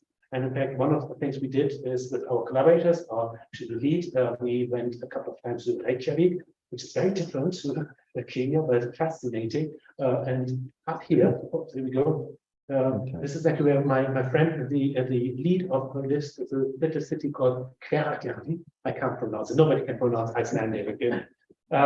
Which is actually right on the fault line of the American plate on this side and the European plate on this side. Right? And back there we actually did some bioprospecting up here. So this is actually the team, the European team, Virus X team, bioprospecting on solstice days. So this was 24 hours of daylight, and it was about 10 degrees and freezing cold and raining. And we were collecting samples from these hot lakes. And we were warned not to fall into the hot lakes because they told us that the body would disappear within about 48 hours. Because of Would they think that you're gonna 48 hours. 40? yes, 48 hours. The body would disappear within 48 hours because this is about 90 degrees and about pH 2 or 1. Right? Wow, But we didn't test it. I'm not sure of course. it's a story they tell the tourists, don't fall into the lake or so on. But I can tell you that it was really hot, okay? And now a bit of participation we can do. Who knows the Where's Wally children's books? You know them. Wally, can you see me on this picture? Patrick? Yeah, right here. Trick question. I'm taking the picture, man. All right. Obviously, I'm so we were more interested in structure. So we actually discovered and analyzed a couple of so-called single-stranded binding proteins. Right. This is just the structure, and because it's beautiful. But people in the results, in fact, my colleague Bernd from the company Arkansas, they suggested that these thermal stable single-stranded viral DNA binding proteins actually increase the specificity of LAMP assays. So taking these viral proteins right from an Icelandic lake and throwing them into the mix and see if they increase the specificity and sensitivity of the LAMP assays. That was the idea. So we gave it a try. And some of our experiments actually work really well. So this is an example. The positive threshold is here. So all of these are positive. So they have the this is actually RT-LAMP assays. So we used viral DNA at this point because again this was COVID time. So there was an additional step of a reverse transcriptase. Okay, so the positives go start a lot earlier, right? And the negatives are sort of start up here. And if we throw in our magic protein X, I'm not allowed to say which one it is because it's proprietary. And it's an important point. We talked about IP protection yesterday. So we are protecting the IP to protect ourselves from other people, not in order to make a lot of money. This is never going to make. I think it's like, no, we're not going to make a lot of money on it, but it is IP protected. So the negatives are here. So basically, in this particular experiment, we could see that basically the difference between positive and negative is much enhanced with these single-stranded binding proteins, right? Now, the specialist will also recognize that there's this curve in between here, which we should remove if we were to publish this, because we still have the problem that really sometimes we get self-amplification. So this is sort of a half positive, which should actually be a negative. So even though this is the same conditions doing again and again, now and then we still get these false positives, these self-amplification. And that's something that we are still trying to optimize our conditions. Right? So while we're working on this, obviously, while we're also looking again with false and false CC did all the work, adapted the technology using primers for Leishmaniasis species. And again, I'm asking all of them if I'm saying that's incorrect, do correct me, because this is the first time I'm giving this. So this is different pieces of DNA, and the problem is that the colors change into a map. So hopefully the color is still correct. So Leishmania tropica should be down here, no result. This is nanogam Leishmania major, gives a good result. You're going down here.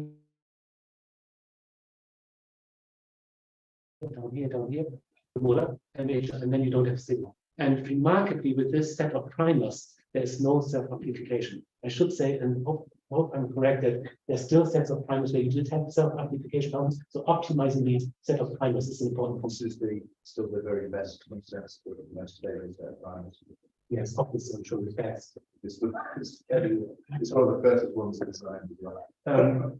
Yes, so this is obviously the best. And I mean, it looks wonderful. They don't have any self-amplification. So again, this gives us hope that this might actually be applicable. And I'm noticing now, so the people in the lab, and again, I mean, we are sharing one lab. So the people in the lab, on one set and the other set, they talk to each other, really trying to optimize the conditions. And we have not yet tried our virus X protein on this set, but that's certainly something that is actually imminent. We will discuss this later. So my bottom line is there is really hope that this might work, because this also gives us species differentiation. And in principle, these lab assays could combine the sensitivity of the PCR test with the ease of use of an LFT test. Well, this is another example that we actually ran it on a gel, right? So again, sort of the same. So this is down here. There's no temperature control, so there should be black. This is the Leishmaniasis tropicana. Again, black, and then these are all these amplified products. So it's basically a smear, not a single band. It's a smear of different DNA. Now, again, this is done for development of the method, certainly nothing that we could do in any lab environment. We wouldn't do that.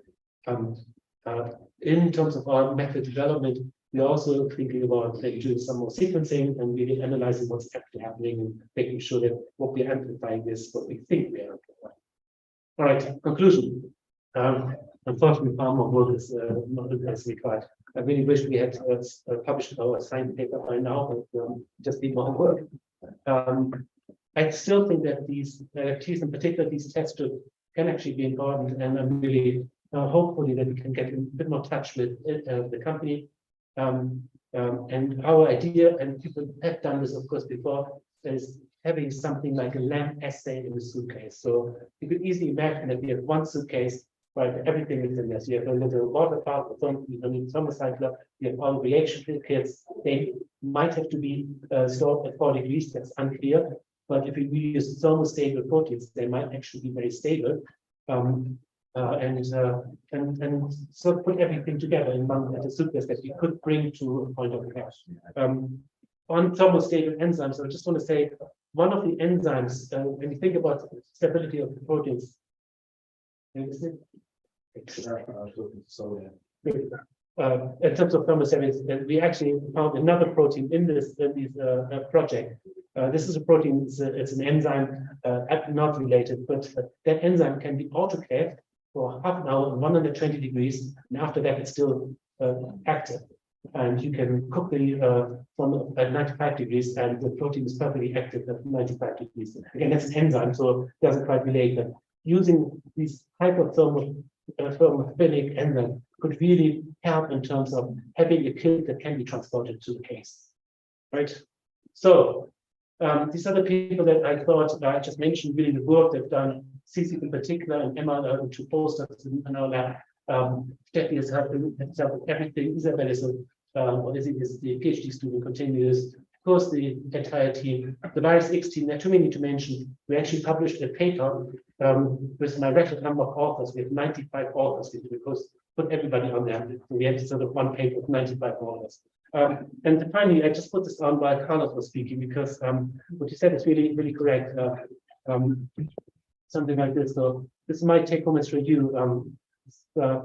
Really stop thinking within the box, and I see this all the time. And I'm a chemist who has moved into bioscience and structural biology. I've been the only chemist in a lab entirely made of biologists in Seattle, and I was the only chemist in a lab with 50 physicists, and I worked in Switzerland. So my take-home message is this one: it's not showing. The should say there is no box, right? So all these ideas about biology and chemistry and we have to talk to each other. I don't take this on. There is no box. There's no. I mean, we always do this science, and we should just forget all these artificial boundaries between chemistry, physics, biophysics. We have a task, right? We want to find a diagnostic tool. We want to find a drug. we use any tool that is available, any program that's available in order to achieve that. And with that, I stop. Thank you. I don't know if any of these are working. So we've got time for some questions. I think this is going to discussion anyway, right? Yeah. So we've got time for some questions, Karamka. And whilst someone replaces some batteries, please put your hands up. Yeah, a question. There's a question.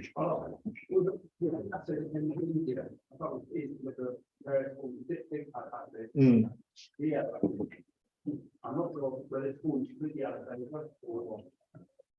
Anecdotally, I can say there was it seems to work in India, but when it was tested in East Africa, I think it was Sudan, there was cross-reactivity with malaria.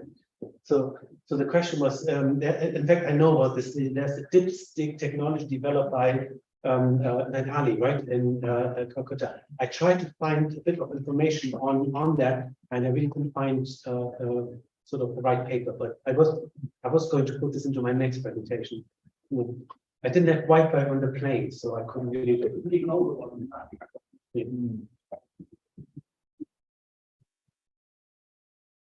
Anybody else? Two people at the back. So if you ask your question and pass it over. Thank you for very good presentation. Just make a few comments on how comes the world moved very fast to come up with the diagnostic toolkit for COVID-19 and not this that what was the driving? Am I driving force? And the question was, how come the world can come up with a diagnostic for COVID very quickly and fails miserably? Look at my face, look at you. I mean, it's obvious, right? I mean, and I should say that I've often been in discussions in the university where I just point out how terrible the response was in Western Europe, in Germany. And I mean, I'm German, so in the beginning, you might remember in the beginning, the German response was quite good, right? And so I flew to Germany and people, oh, we are so much better, right? We are so much better. And then on the second wave, the German response was terrible. And the death toll in Germany approached the same death toll as the UK. And now for the sudden they all said, oh, we're not that great. And because I think it's hubris and arrogance. I think that's really. And obviously, I mean, it's the money that was thrown onto the system, right? And there were basically unlimited funds available for that. And I mean, I do know in the UK, UK spent £45 billion on a test and trace system, and has been widely recognized that this test and trace system did not prevent any cases. And a lot of people now think we would have had the same curve without those 45 billion. But you do see some nice pictures of Tory donors on their yachts now. They bought huge yachts and they put them on Instagram because they had good government contracts, which is okay. Yes, I should stop. Patrick goes to start.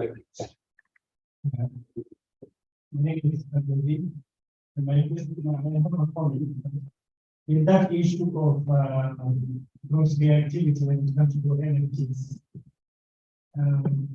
I think one of the things that the manufacturers should indicate is whether they need the analytical sensitivity and also the diagnostic sensitivity of tests.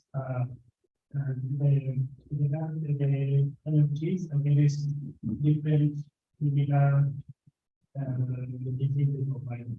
So APA actually does that. So there's a long list of pathogens that they think there's no cross-reactivity, and there's a smaller list where they think there might be the possibility of cross-reactivity. And I think this comes down to doing, a lot of tests. When you think about this, and sort of we need to test this in every single environment and species. So again, and that comes down to cost of those tests. But you're absolutely right. I think cross-reactivity obviously needs to be assessed. So I think that I have one of it for Leishmania or maybe malaria. to say that this year is policy to be public.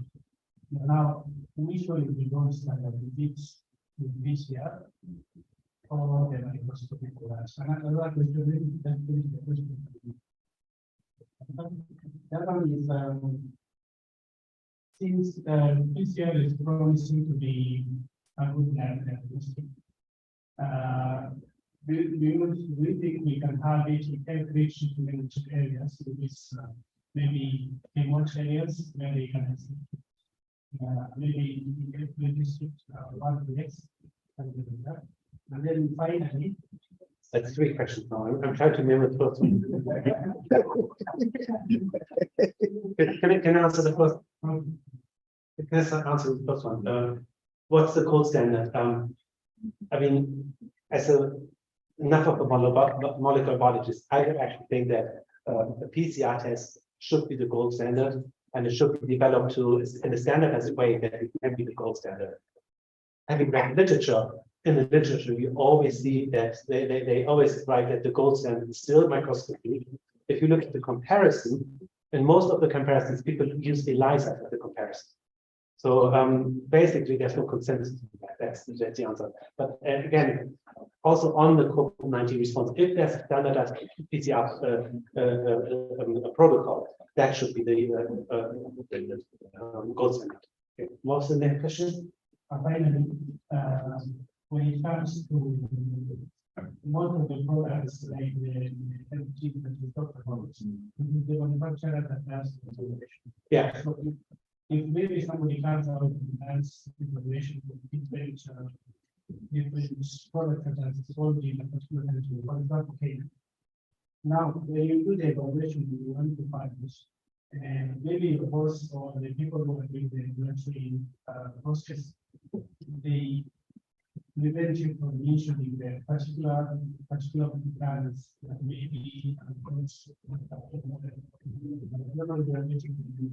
So I think in general, and again, Paul, anybody correct me if I'm wrong, FDA, the SFDA is considered the gold standard in terms of certification and testing. And I know that not all of the lateral flow tests for COVID that were available in Europe were actually certified in the US.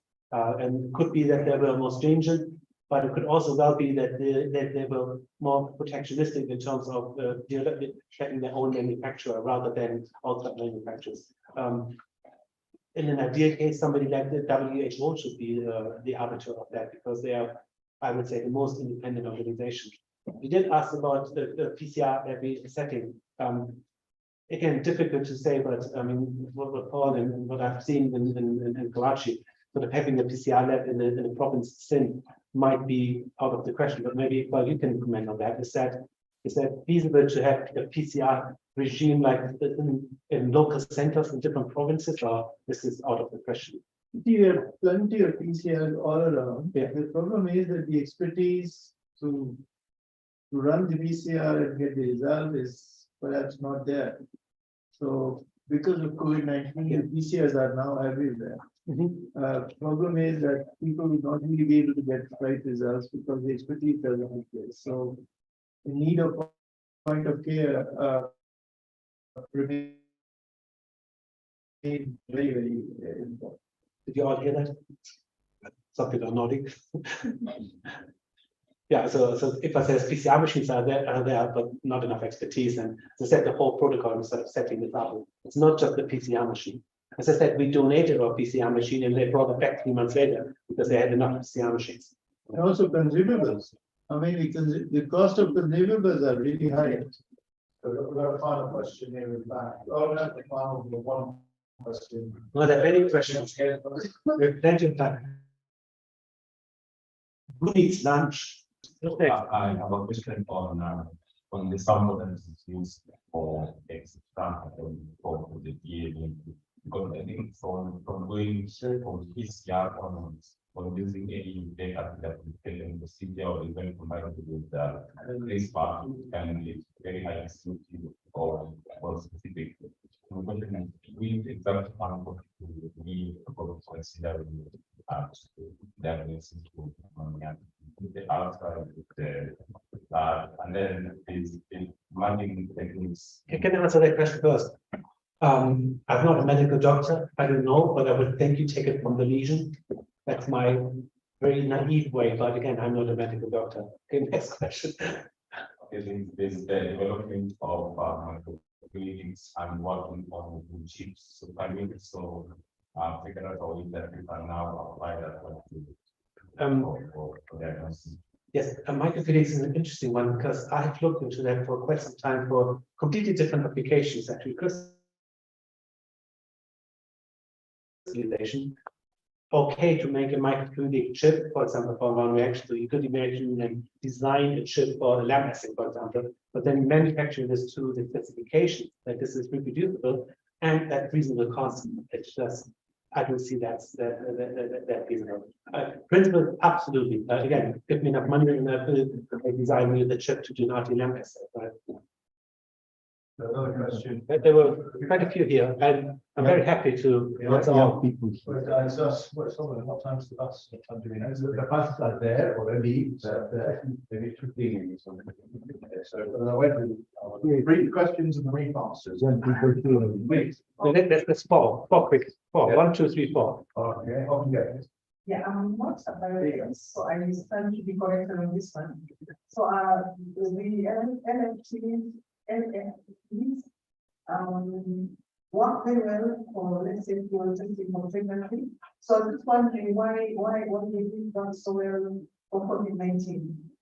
So I think the answer is that they still rely on the person taking their own sample, and they rely on a high viral count. And I think that in COVID-19 there was a much larger proportion of asymptomatic cases that are still infectious that weren't recognized. And although some of the experts warned in the beginning, this was certainly something that we didn't realize. Right? Again, in my personal case, it worked perfectly when I was perfectly sick. I mean, wonderful. Yeah, my name is Hans. In that I work for government statistics. My question is on saving the land assets. I worked on this method for my PhD thesis. Oh, excellent. And the experience was not I quite some time working on it. My question is, what would you recommend for resource-limiting endemic regions for various diseases on use of land method as a clinical testing method? Because of the challenges, I don't know how it is adapted in urban countries. So my answer to this is that it's simply that there's no test out there that's at the moment good enough or feasible enough. But I would say there is potential, and I think sort of one of the potentials that we see is these additional enzyme mixes, and really trying to find a kit that is stable enough and can be transported. Does it exist? Not yet. Is it feasible? Is it worth trying? I think it's worth trying. We did get a bit of funding for that, so I've got a PhD student who is working on that, and we still have a bit of time left. But looking at the number of dollars spent for diagnostics, I'm not very optimistic. But we never give up. Yeah, so I have a question about land. So you say the ambient temperature is 60 degrees. Yes. So is it that there is no need of optimizing your frameworks because they are basically designed in such a way that they are just 60 degrees? Yeah. So there's a couple of sort of actually programs out from the many companies where you can design your lamp primers, and you need to set actually 6 different primers. So yes, they need to be designed. They're designed to work at 60 degrees, but we also found that even the ones that were published and obviously designed by people who thought they knew what they were doing, that they didn't work in our lab. So I think the design is still a problem. And it's one example I showed from Paul. This is the best set. It happens to be the first set, and it's still the best set. But we haven't been able to find a better asset. And I don't think there's a sort of computational method out there that could help us with that. I know also use the complementarity, but then it needs to be tested under real life conditions. So optimization is, I mean, there's really two steps. One is the optimization of the actual final sequence, including what we are using as complementary sequences, but also what the target gene is.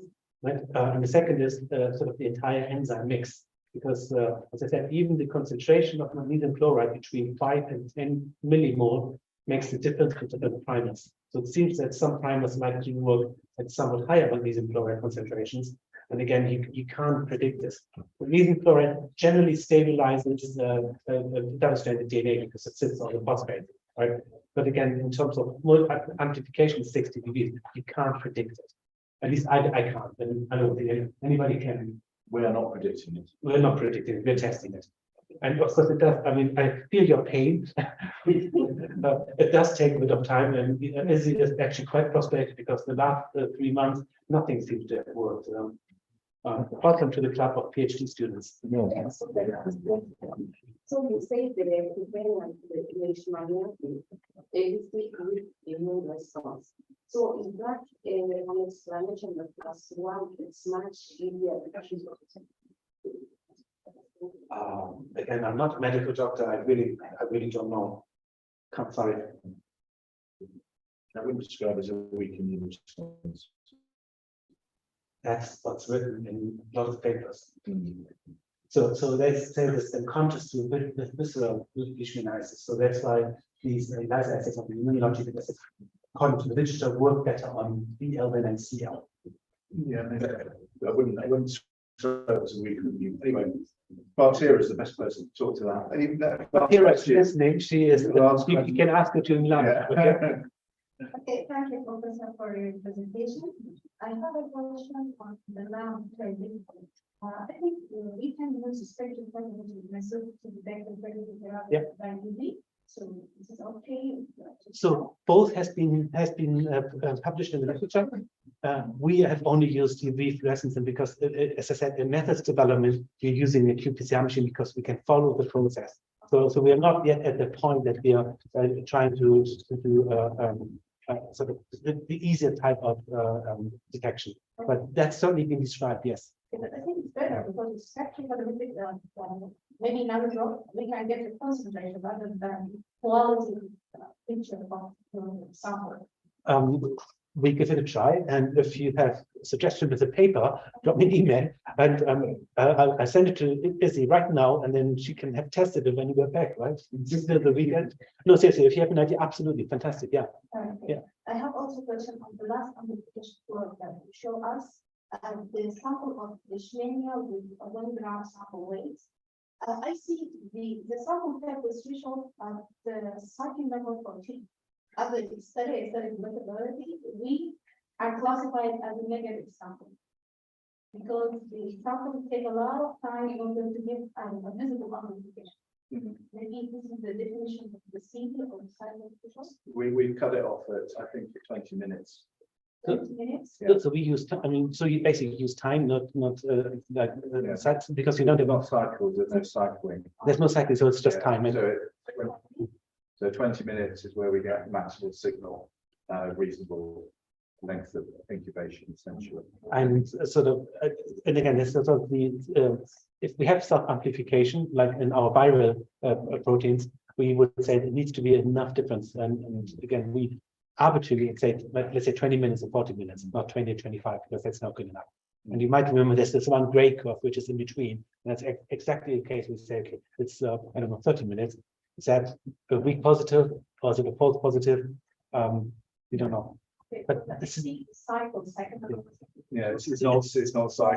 That's just what the machine. yes. I did actually notice this when I got your picture, but I was hoping nobody would see that. So well spotted. I must send you the wrong one because I've got one that's corrected.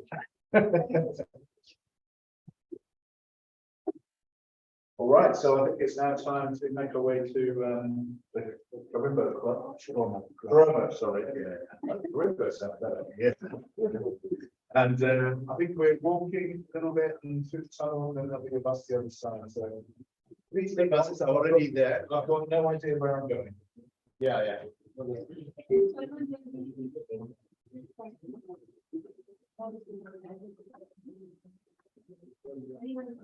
The buses are waiting at the YMCA across the tunnel. They are there, so that we avoid the jam we had yesterday. Thank you so much. So for online, we'll meet in 1 hour time. Thank you so much.